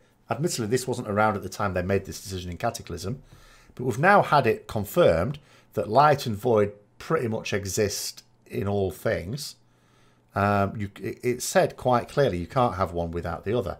And they've made it clear that everything, apart from beings of pure light, I suppose, and beings of pure void, but everything else is made of some combination of them. And that includes forms of magic. So things like arcane and fel and death and life, those types of magic, are all a combination of light and void. So, no, it should have been okay. Especially when you consider the lore they come up with Blood Elves. Blood Elves' attitude to the light is they sort of force it. They're like darks. They're like Sith paladins, really. You know, they force the light to do their will instead of simply asking it nicely. That was the whole thing behind them, wasn't it? So, yeah, I mean, I don't see anything in the lore that would require a huge stretch to have an undead paladin. It's a damn sight easier to think of that than a Tauren paladin. But in theory, most races could be paladins, because most races agree that the light is a good thing. Maybe less so now after Zera's little antics on Argus. But generally speaking, like even night elves, I know we don't really know what a loon is, and could be a being of light, I suppose. But even like night elves will say praise the light and things like that, as well as praise a loon, you know, or thank the light. You know, they agree that the light is a positive force on them. So that's why, you know, there's already talk about maybe night elf paladins, because We've got a Night Elf Paladin NPC. They won't make gnome paladins. They won't. They've said, Ian Hazakostas, the boss, has said on camera at BlizzCon, wouldn't make sense. He said that. It's out there. Long may sense reign in his head. They won't. It's like asking me what I would do if the world ended tomorrow. It's not going to happen. I'm not saying Night Elves should be paladins, and I'm not saying they're going to make Night Elf paladins. What I'm saying is that it would work. Horde are a bit more limited in terms of realistic choices, because in my view they're limited to 0. Because even Blood Elves shouldn't really. But, I mean, had they just been High Elves instead of being called Blood Elves, and maybe, I don't know. But the Blood Elves is okay. I'm not totally against it in the same way I am with Tauren Paladins. But Undead Paladins, I mean, what's wrong with Undead Paladins? It'd be fine. Totally okay with Undead Paladins. Who can be Shaman Alliance? Yeah, Dwarfs, Draenei. Is that it? Can't Pandaren be Shaman as well? I think Pandaren can.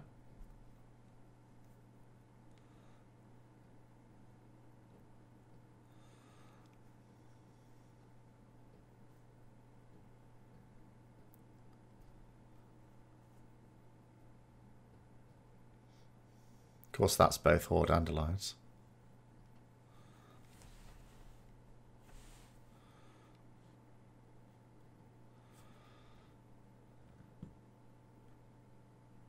Well, yeah, but you've also got more Shaman options on Horde as well. So for Horde, you've got, as well as Pandaren, you've got Orcs, Tauren, sorry, Trolls. You know, so they've got 4. So they've got an extra one. We've all got an extra one of what was originally our faction class.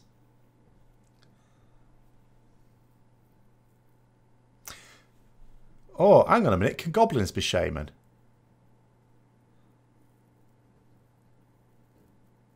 If Goblins can be Shaman, that's 5. So that means Horde would get 2. And I don't know if they can. There you go.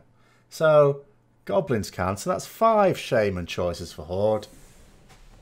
As opposed to 3 for the Alliance. That's 2 more. I'm pretty sure Goblins can be Shaman. Not 100%.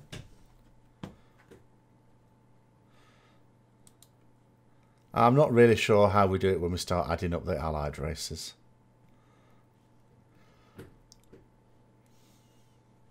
I think we need to wait for the dust to settle on those first.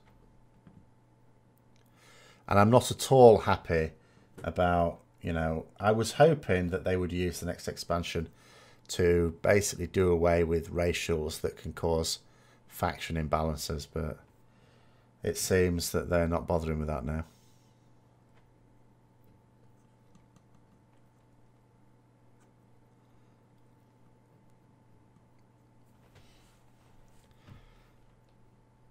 So there's going to be virtually no top Alliance guilds anymore after this tier.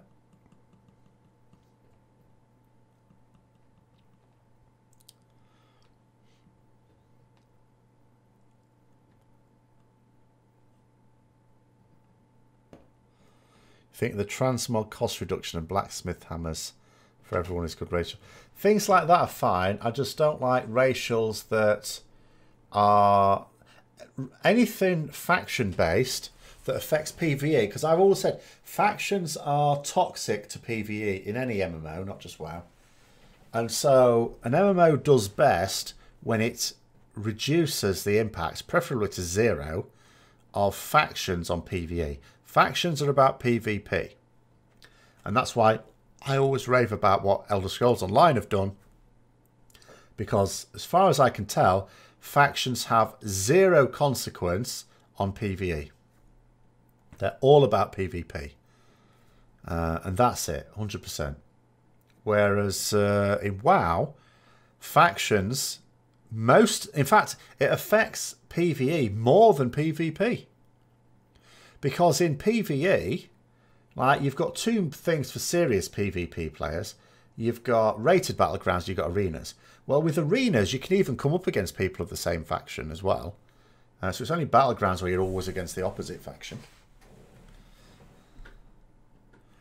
I'm not sure. No, I'm not sure that Lightforged Draenei can be paladins. It would make sense for them to be, but anyway, I also, if you're going to say that name, Haid, you'll be onto a loser, because if they just make the allied races be able to play all the classes that their normal races can, then that would also mean that High Mountain Tauren and Zandalari Trolls can be Shaman as well. So you will straight away increase that disparity between Horde and Alliance.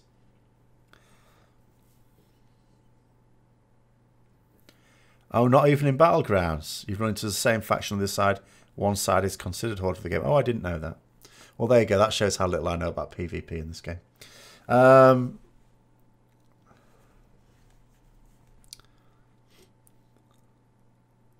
But, so yeah, name Haid. If the class choices are exactly the same as their parent race, then it just covers it for both. Because you've got two of the allied races that have parent races that play Shaman. Only one of them can be Paladin on Alliance. Bay has not been on the BlizzCon Alpha. Oh, the Blizz... No, it's not really Alpha. It's just a mock-up. But I know what you mean then.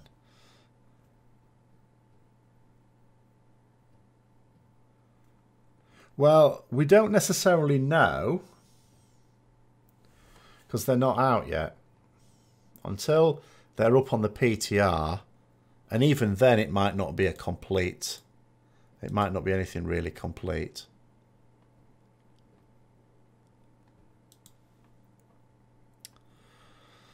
Well, Dark-Iron Dwarf, but... Okay, yeah, I'd forgotten about that. But even so, and let's say they can be Paladins, I'm not sure that they can. Because specifically Dark Iron Dwarfs would be a bit of a push to be Paladins. But let's say they can, it still doesn't close the gap, does it? Horde still have more Shaman choices than Alliance have Paladin. There are indeed ones in Blackrock Depths that use Bubble and Heal, but I'm not happy to call them Paladins. They're copying.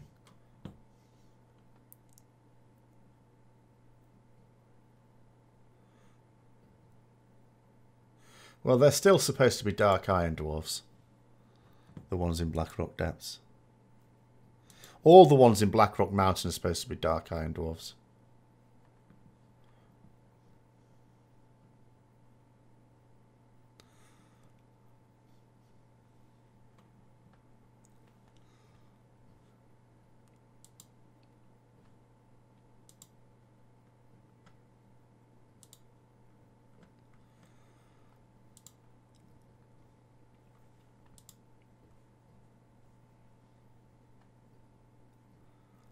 But anyway,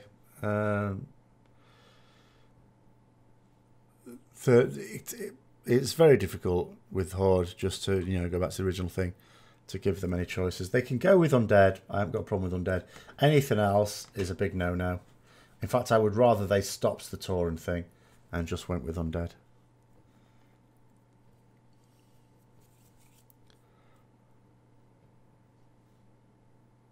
Maybe they're just thinking with the Void Elves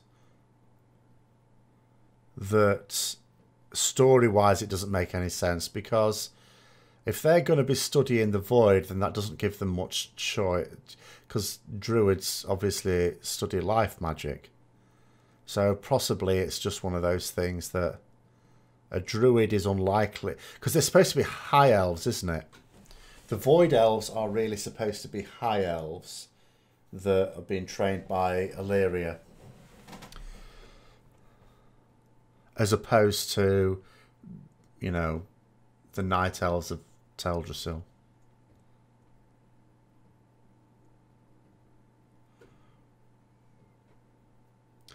So Ian said on one of the panels that Dwarf Palaces could race change to Dark Iron if they chose to mean Dark Iron Paladin would be a thing. Well, it depends whether they've actually done that yet or not. Like, literally, until we see something, because they're not saying anything. So until we see something in the PTR, we can't really know.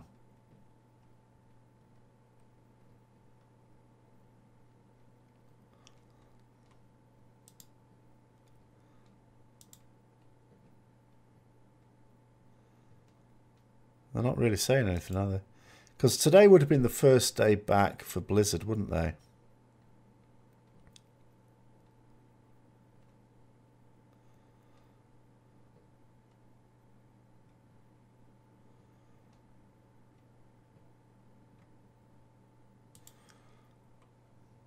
Should LFR be removed now?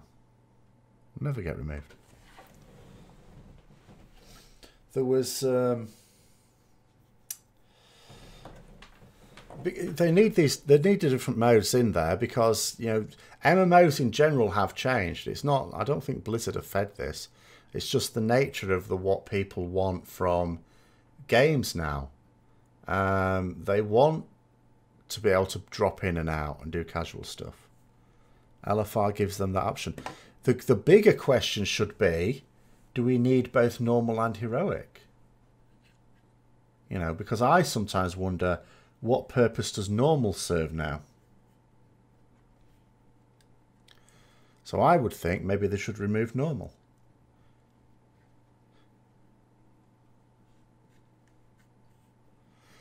Should remove story content out of races. The main argument for LFI is that people pay for the content, want to be able to use a storyline. The problem with it is it's still an RPG.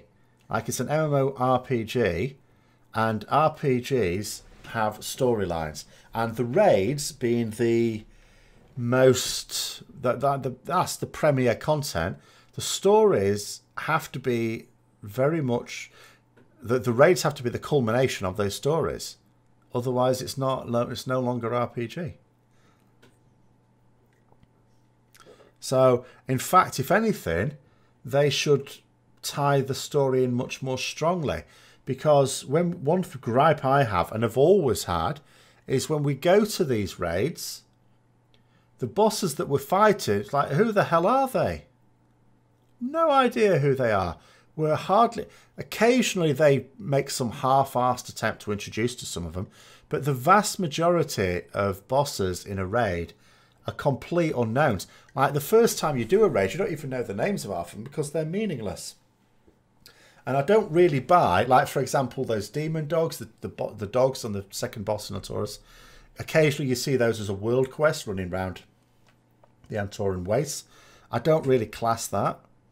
You know, I think there should be storylines that introduce us in a solo sense to every single boss that appears in the raid. And it should start relatively early on as well. I really don't know. Well, Croesus, to be fair, we were introduced to. Croesus is one of the bosses we did know about because we came across him during the Broken Shore scenario that you had to do before you could access the Legion content. Actually, that's what you're just saying. I misread you completely. So, yeah. So, there's Croesus. Well, okay, let's go through Nighthold then. So, Scorpion, I had no idea about. I'm actually okay with that because it's just a beastie in there. I'm sort of okay with that one. Okay, that one didn't need explaining. Chronomatic Anomaly, you sort of get away with it. But, you know, beyond the first few, you should have more. Like... Aluriel we should have known about. Star Augur we should have known about. Botanist we should have known about. You know, all of the ones after the first few easy ones, perhaps, we should certainly have known about. Gul'dan we knew about as well, I suppose. So there was 3 probably in Nighthold that we knew about, which is more than most.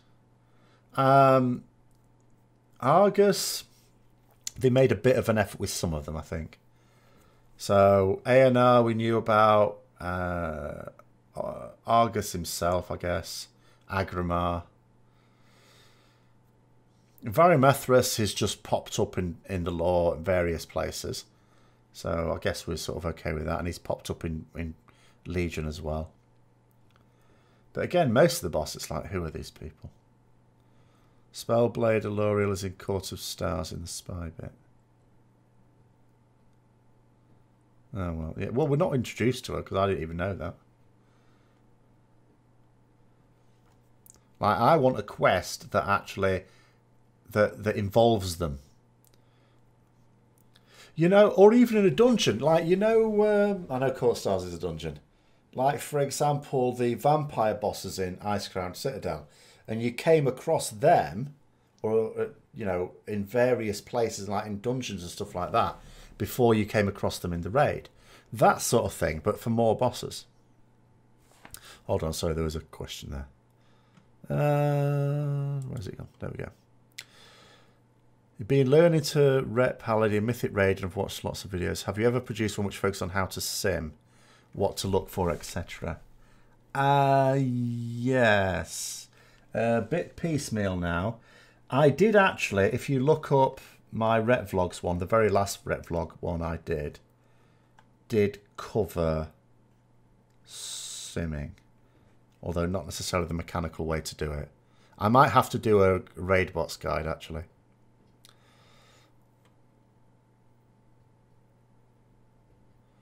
If you skip all the cutscenes, then you won't even know who Agramar is. Well, all right, maybe. To be fair, though, I think the cutscenes are a valid way of telling a story. It's just, I think there should be quests. There should be quests as well. And, of course, some people might say, well, they don't read the texted quest. Well, then that's up to them. But at least it's there as an option.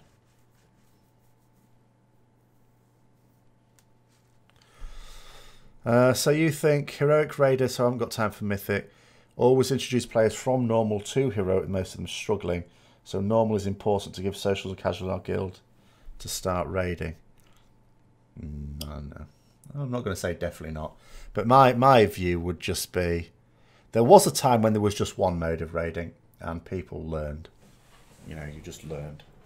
And I think sometimes there's a worry with something being too easy. And in fact, let me read you something. This is a little bit... I'm not making fun of this person, by the way. It might sound like I'm not. It's not the intention. So someone... They pinned it in Paladin Discord. No, they didn't pin it. They must have just said it somewhere. Should have pinned it. Oh, yeah, there it is. So someone's saying here, I'm basically a crappy ret who mostly did LFR back in the day. However, now I've finally conquered every Legion raid on normal difficulty. And they're saying that like it's a grand achievement. Now, okay, it's a step up maybe from LFR. For a ret, it's a step up from LFR because they did bloody well to get into any of these normal groups. But it's not. It's not, is it, really? So I think people just need to learn. If they need to learn with a baptism of fire, then so be it.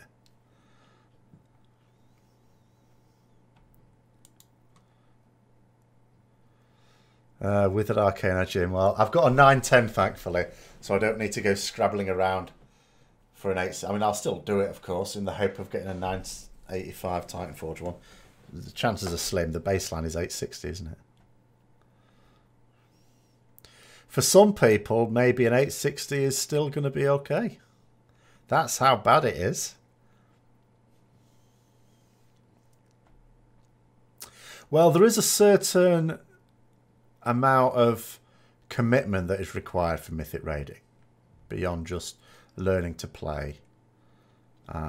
So I can understand why some wouldn't do it just from the commitment side of it. Because with Heroic, even though a Heroic guild will have a schedule, if you're missing one time, even at short notice, it shouldn't be that big a deal because it's flex. And I can't imagine many Heroic guilds will only say have 2 tanks and only have 5 healers. So, you know, I imagine even the roles could be covered even if you are a tank. Not that much difference in normal and mythic, good one. You started in March and had curve and mythic Nighthold bosses down by the end of April.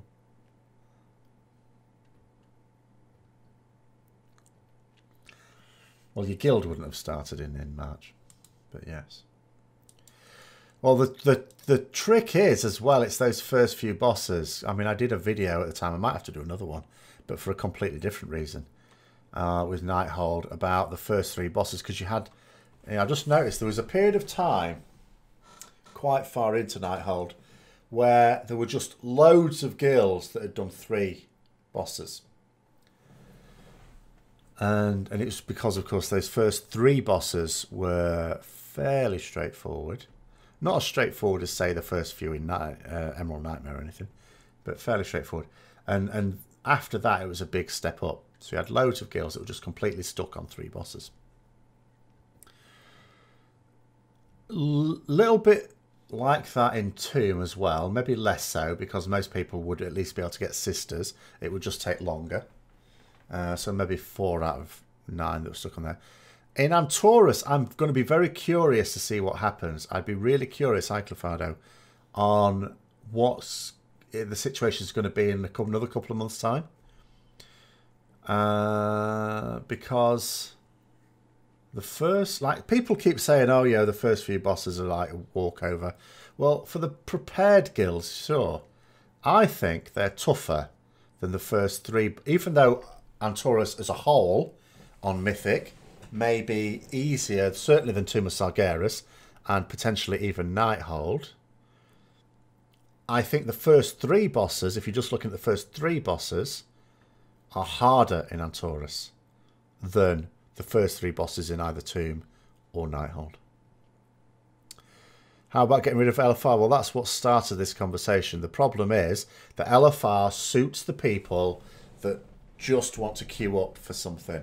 They don't want to commit to any times, because even in a heroic raid, although you don't have to feel bad if you miss a week or something like that, if you want to raid with them, you still have to turn up at that time.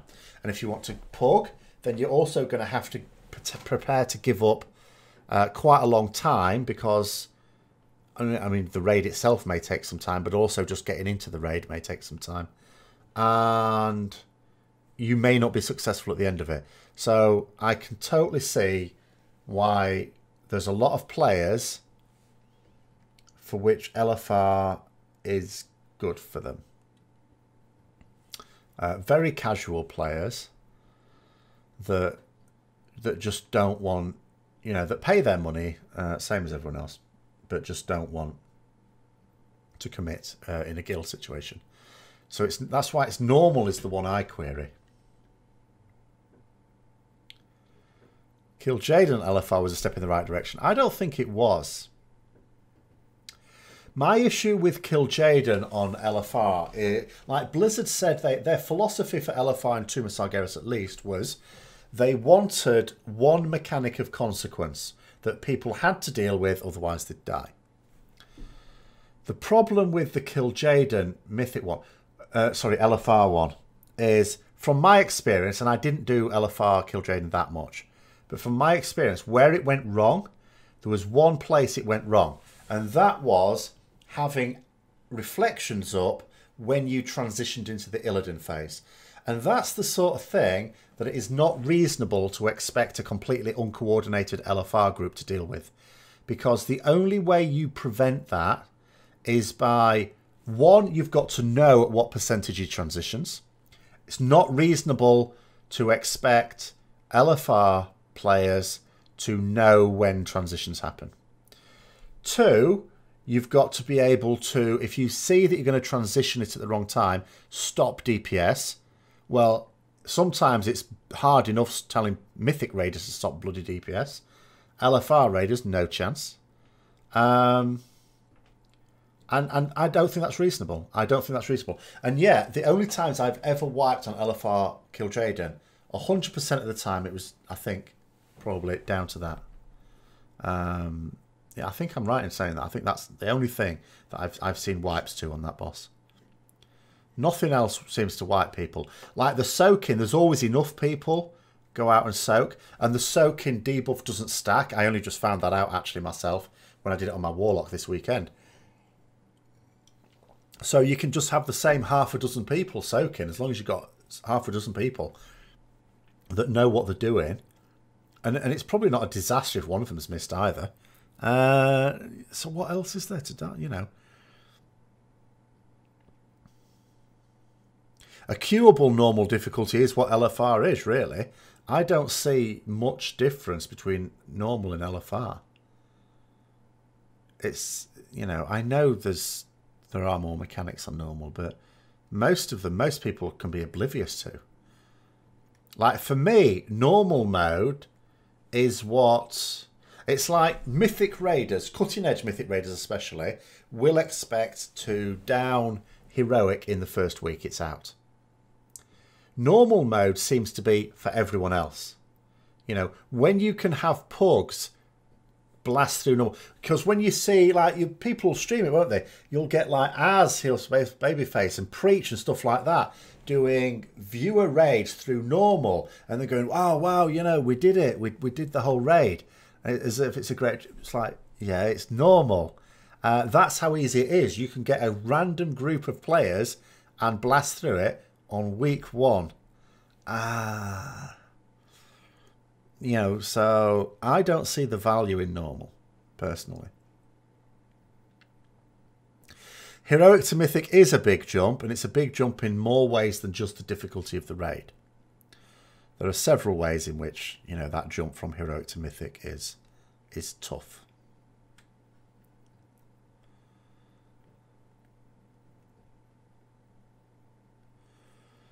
Well, I understand that, Sitskeptic. It's the idea that some players in a Heroic guild, taking them along with you, means that they're going to be dragging their heels.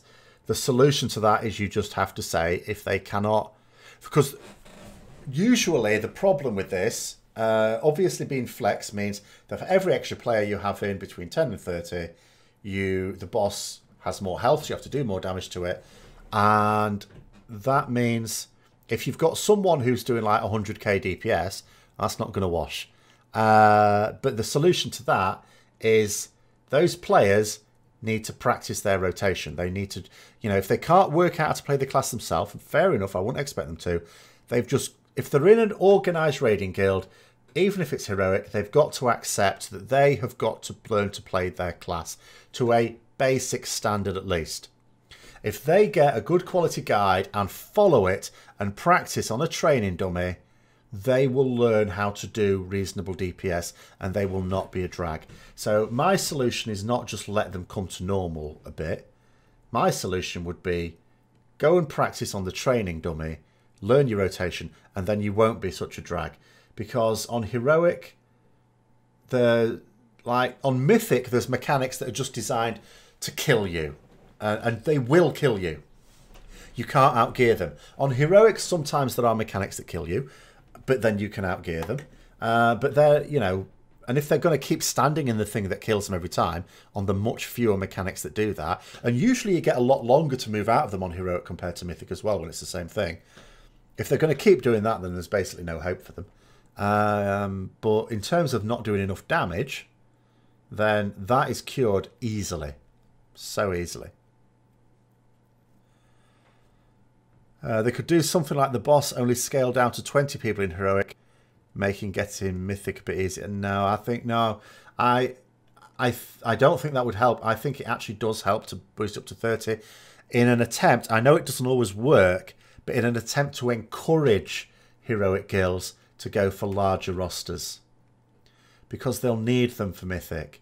There's no point in having 20 people in Mythic. You need 20 people for each boss, but you need more than 20 people in your roster. And the purpose of the flex thing is that everyone on the roster gets to go on those. So when we do Heroic, well, that's a point. I don't think we're going to be doing all of Heroic tomorrow. What's in the mission thing? I've sent my mission off, but I don't know which boss I'll have to kill for the Antorus mission this week. Does anyone know? I think we're just going to start on Iminar with Heroic tomorrow and miss out the bosses up to that. You found a guild with 40... Iminar. Oh, that's handy. Fantastic. Because the other thing is, the Nether Disrupt... Someone was telling me the Nether Disruptor's up with the seals. It's not actually up when I checked today, but it's going to be next. So in the next few days, I'm suddenly going to get 3 extra seals. So I'm probably going to need to spend a few in Heroic as well. I need to think about that. The difficulty jump from heroic to mythic and all the requirements socially makes it feel not worth to mythic raid. I can understand that, and in fact, someone linked me, Fraser, who sometimes pops on here, linked me a video by Asmongold where he was explaining that he's not going to be doing mythic raiding for a while. And ultimately, one of the reasons was exactly that. It's something I may discuss myself, actually, because it's quite... it's a topic I have my own little take on.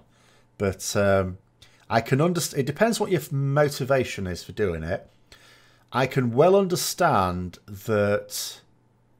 Yeah, heroic to mythic. It's one of these things. It's basically like life. In life, to get... You know, when you're good at something, you have to work harder and harder to get smaller and smaller gains. And it's very much the same with heroic and mythic. So the amount of time and effort required for mythic is way in excess of heroic. And the example, I was talking about this in a stream the last couple of days, and the example I gave was, so in my last guild, Tuma Sargeras, which was out for what, about 5 months, and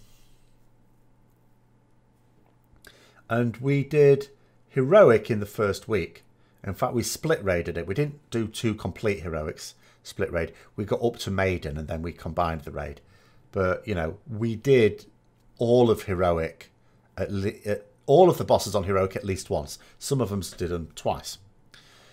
Well, 1 week to do that. And then it took, I think, about 22 weeks for the guild to kill all of the mythic bosses. And in actual fact, in Tuma Sargeras, it was worse because it took... So it was 1 week to do heroic. Then it was 2 weeks to do the first 5 bosses. And then another 20-ish weeks, give or take a week, to do the last 4.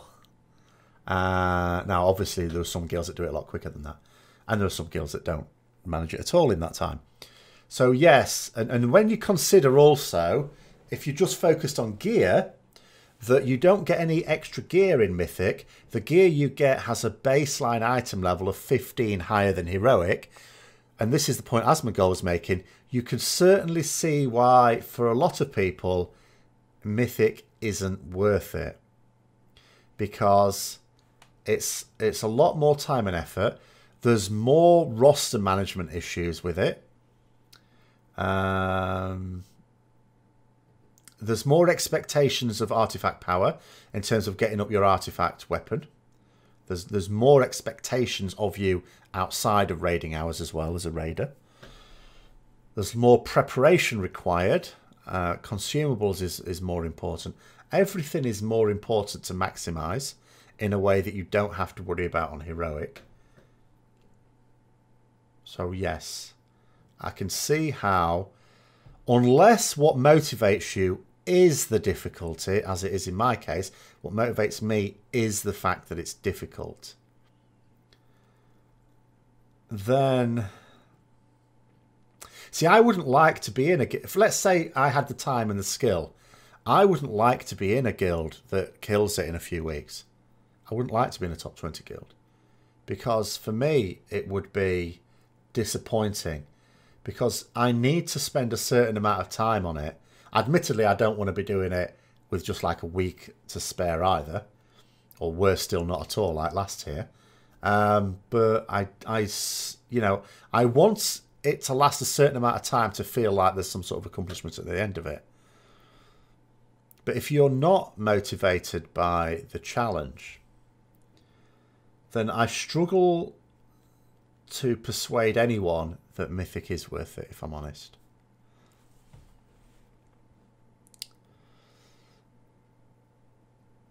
And yeah, absolutely, Banana. If you are after gear, Heroic and Mythic Plus is probably a much more fun way to get it as well, as easier.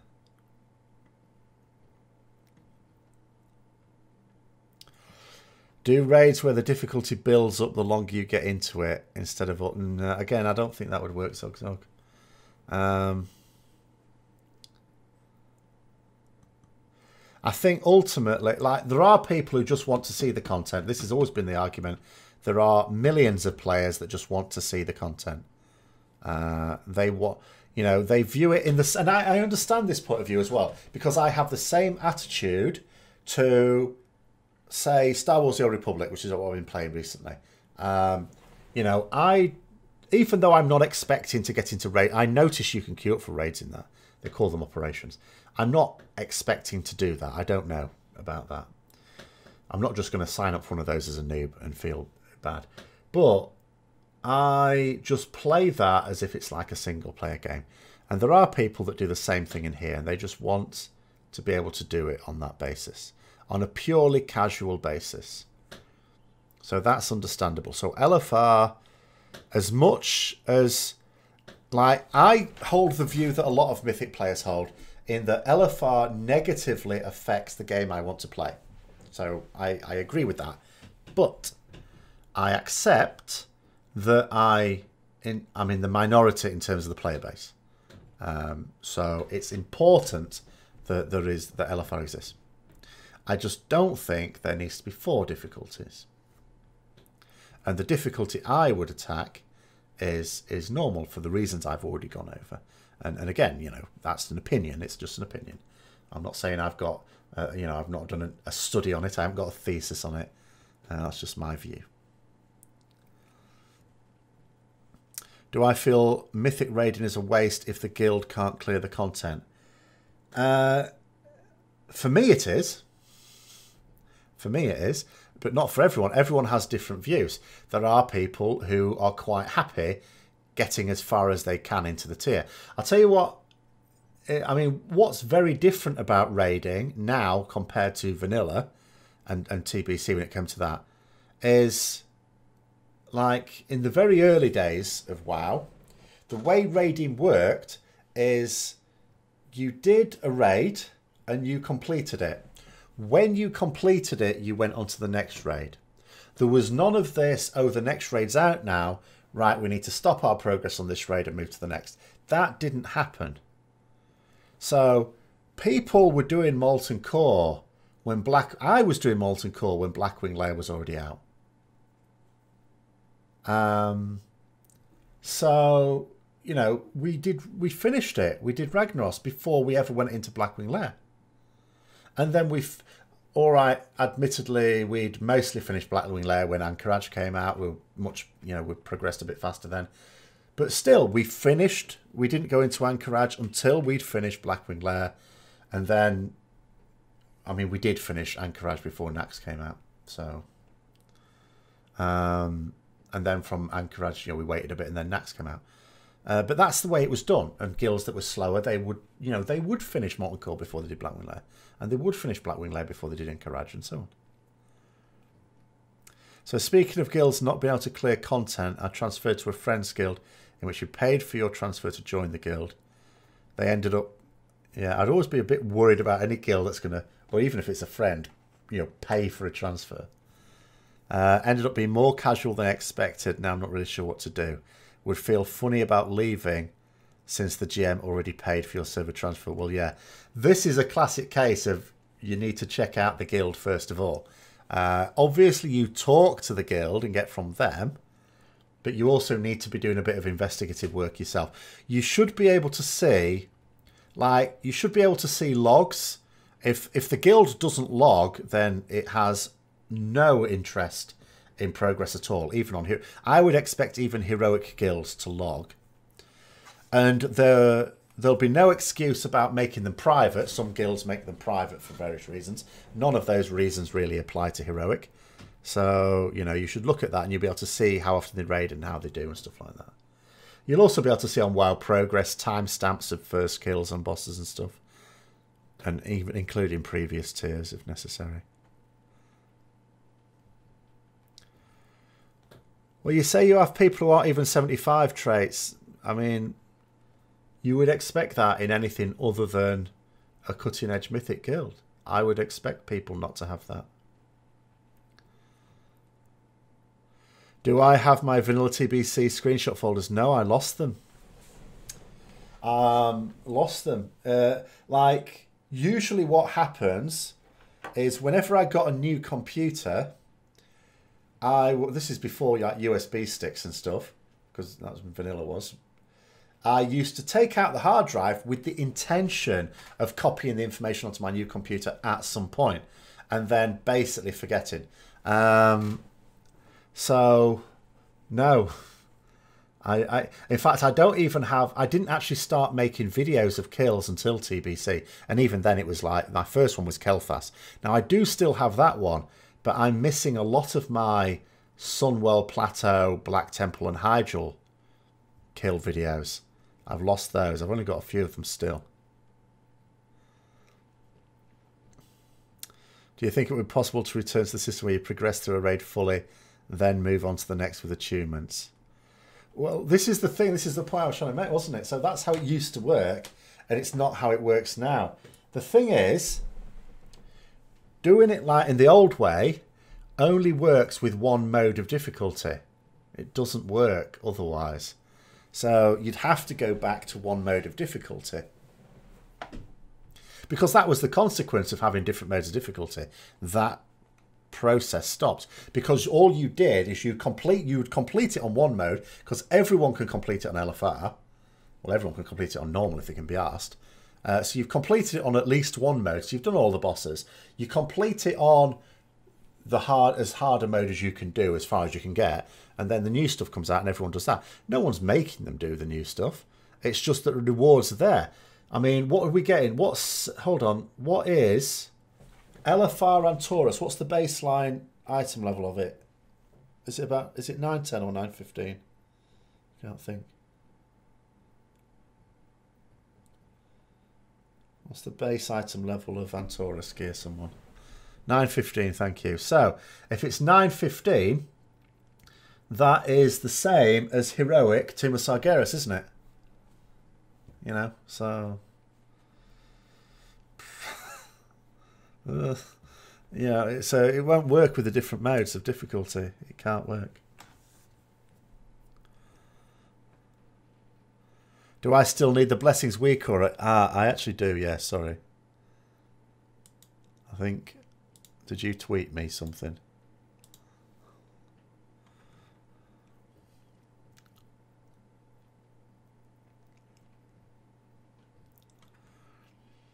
If they removed normal raiding, they can condense the item level scale. I think it's a real negative, the massive gap between item level in expansions these days. I mean, you've got someone now who's like, when you freshly dinged, oh, what item level are you even now when you've just hit level 110? Can't even think. I've forgotten. But it's a hell of a long way down from where we are now. 780, let's say. There are some people that are nearly 200 item levels above that. And we haven't finished yet. We might not have finished anyway. There might be another raid to come. So... Well, if you had fewer modes of raiding, they can condense the item levels down. It would allow, I suppose, yes, it would allow them to have a bigger gap between the different ones. But even then, whenever you've got LFR, and I'm not arguing for removal of LFR, whenever you've got LFR, you will never be having a system where people just continue progress. But I don't think you'd have this even as long as you have more than one difficulty, in fact. But you would never have people who progress until they've done and then move on.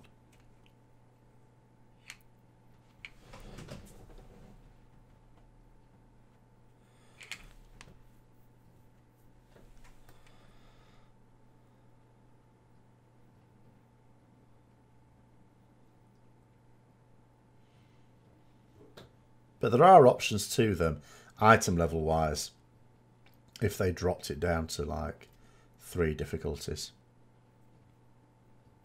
I can see the benefit in 3 difficulties. I mean, I'd quite like them to increase the size of Mythics. I'd quite like them to bung that back up to 25.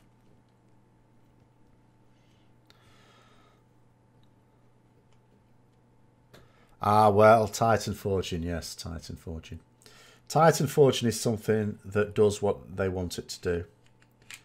Like Blizzard don't... I mean, Blizzard don't remove things in the game because it's unpopular, unless it's stunningly unpopular. They remove it only if it doesn't do what they wanted it to do.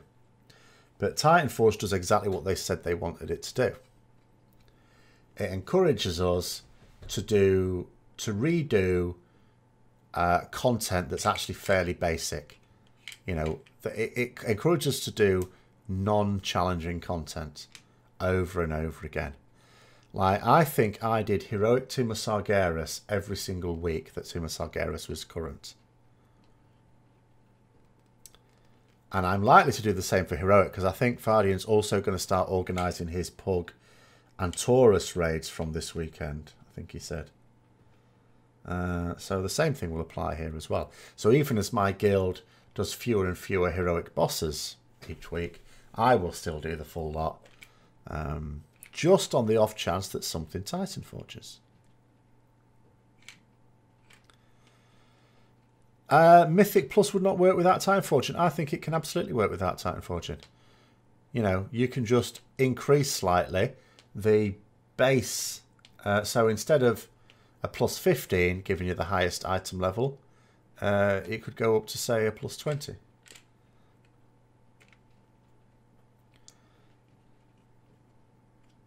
I think that... I mean, they have to still keep it a bit lower than Mythic Raided. Mythic Raiders have to have the best gear because it's the hardest content. But and I think it's important that raids are the hardest content because it's the epic stuff. You know, it's supposed to be an MMO. It's not... I mean, I don't even think 20 man is all that epic. I mean, I remember 40 man raids. I sort of understand why they don't want to do 40 man raids. But even 20 to me is the bare minimum. If they dared to even drop it down below 20 at any point, I think I would be done with it. I think that'd be it. At that point, the extra effort required would no longer be worth it. Titan Fortune doesn't kill that banana because Mythic Raiders still have the best gear.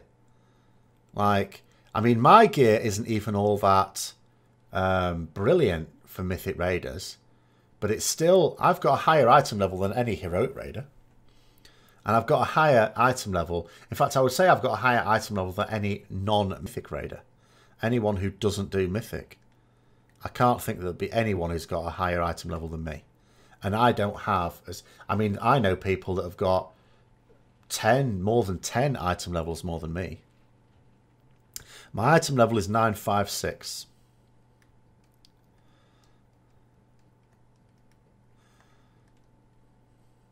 And that's at the moment. I mean, by the time we've got most of the way through on Taurus, it'll be even higher.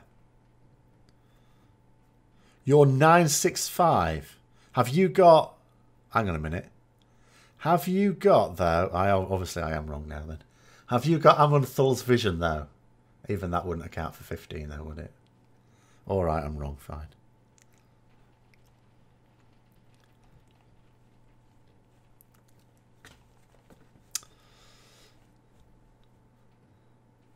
Alright, I might just do that. Oh,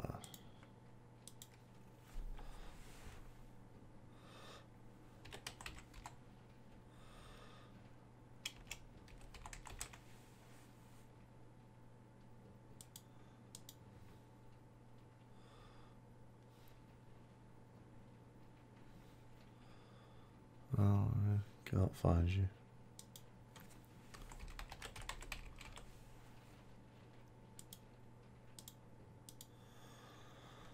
Doesn't matter. Take your word for it. Well, all right then. Fine.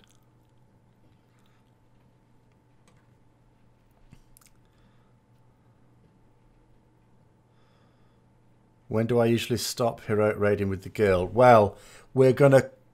Never will be the answer. But we're going to be cutting it down this reset. And I think Fardian wants to start up those pugs this Saturday. But I don't know when.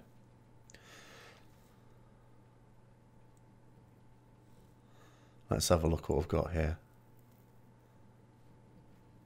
Found you. So 985 ring. A 960 and a 950. Ah, well, to be fair, I am using a 910 trinket. So so my Arcano crystal, in my defense, is keeping me back. It's holding me back. If I was able to get something to replace it with, say an Amanthal's Vision, obviously that's overkill, then that would be a different story. Although I still take the point. I didn't expect anyone to have as high as 965 without doing any mythic. Yeah, yeah, one item is not going to make up all that difference, I'll grant you, yeah.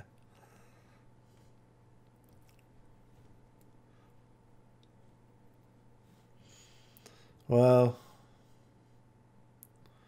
there you are then. Ah, you haven't got as much tier as I have, though. Well, Titan Fortune is. I mean, we know that. But I am still wearing tier 20, certainly. Yeah, but my tier 20 is better than my than what else I could wear. I need to have, before I drop my 4-set tier 20, I need 4 pieces of Mythic tier 21. And that ain't happening at the moment. We're not even killing 4 Mythic tier bosses. So that's not happening. Unless I get some very lucky Titan Forgers with heroic tier.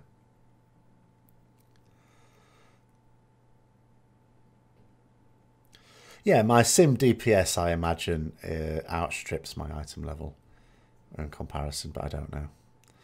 We'll not keep it. We'll not do that. Well, let's have a look here, because on WoW Progress, I mean, obviously it's not a really good sim DPS, but yeah, my sim DPS, Vilisha, compared to yours, even though your higher item level, is about 500,000 more. So the quality of my gear, but then again, that's because item level is such a you know, a useless indicator of gear as well.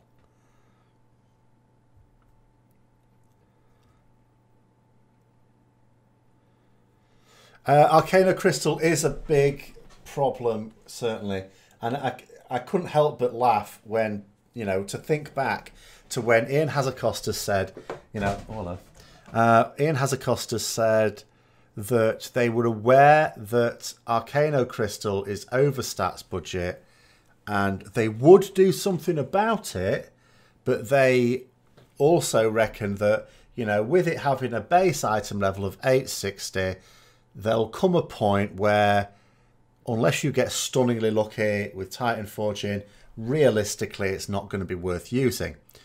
But when he said that, did he realise that the content they were going to bring out later would mean that you could have easy access? I say easy. It is easy, it's just not necessarily guaranteed. To a 910. The 910 one I got was not a Titan Forge one, that was a base item level from the Antaurus vendor. The Argus vendor, sorry, Vindicar.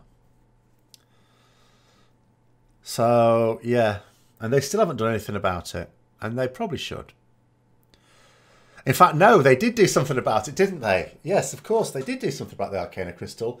They came up with a 0.5% drop chance of a Super Arcano Crystal, just to rub the dirt into your face. Apart from the few people who've actually got one. Someone had the nerve to come onto my stream this Christmas, having just got one.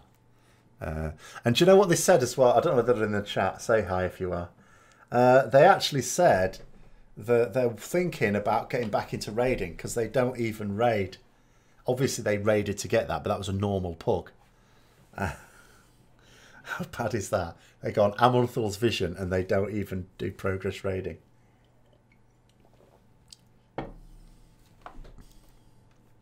Well, I haven't done it on my alt yet. And I may not now because we don't do split raids where I am.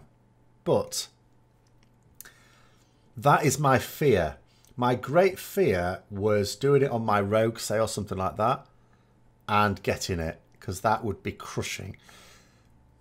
You know, because I always say there's a bit of a sequence here. There's one thing worse. Well, if there is something that's worse than not getting Amanthals, is seeing someone else get Amanthals. And what's even worse than that is getting it on your alt, especially one you don't even play. You know, going to your first raid on alt and going, oh no, might as well kill a bit of time, we'll do a normal pug, and then getting it and going, ugh. You know, because it'll be logged out for most of the time. But anyway, we've come to the end. We've come 15 minutes past the end, actually. Got a lot of good discussion in there today. So I'm going to call it to an end there because I do want to do at least one video today that I can bring out tomorrow. And I've still got to pack my stuff up for work tomorrow because I've done nothing. I haven't even packed my bag. So the holiday end has crept up on me, really, even though I was sort of counting down the days. I didn't really count down to a day where I decided to sit down and do something. So thanks very much for coming on. And we'll be back again next week with this. I'll be on again tomorrow streaming the what of Heroic we'll be doing. I think we're starting with Iminar and then whatever Mythic I'm in on, which there's not be that many bosses I want to coin, but we'll see anyway. So I shall see you either next week or some other time when I'm streaming. Thanks for coming on. Hope you enjoyed it. I will see you later.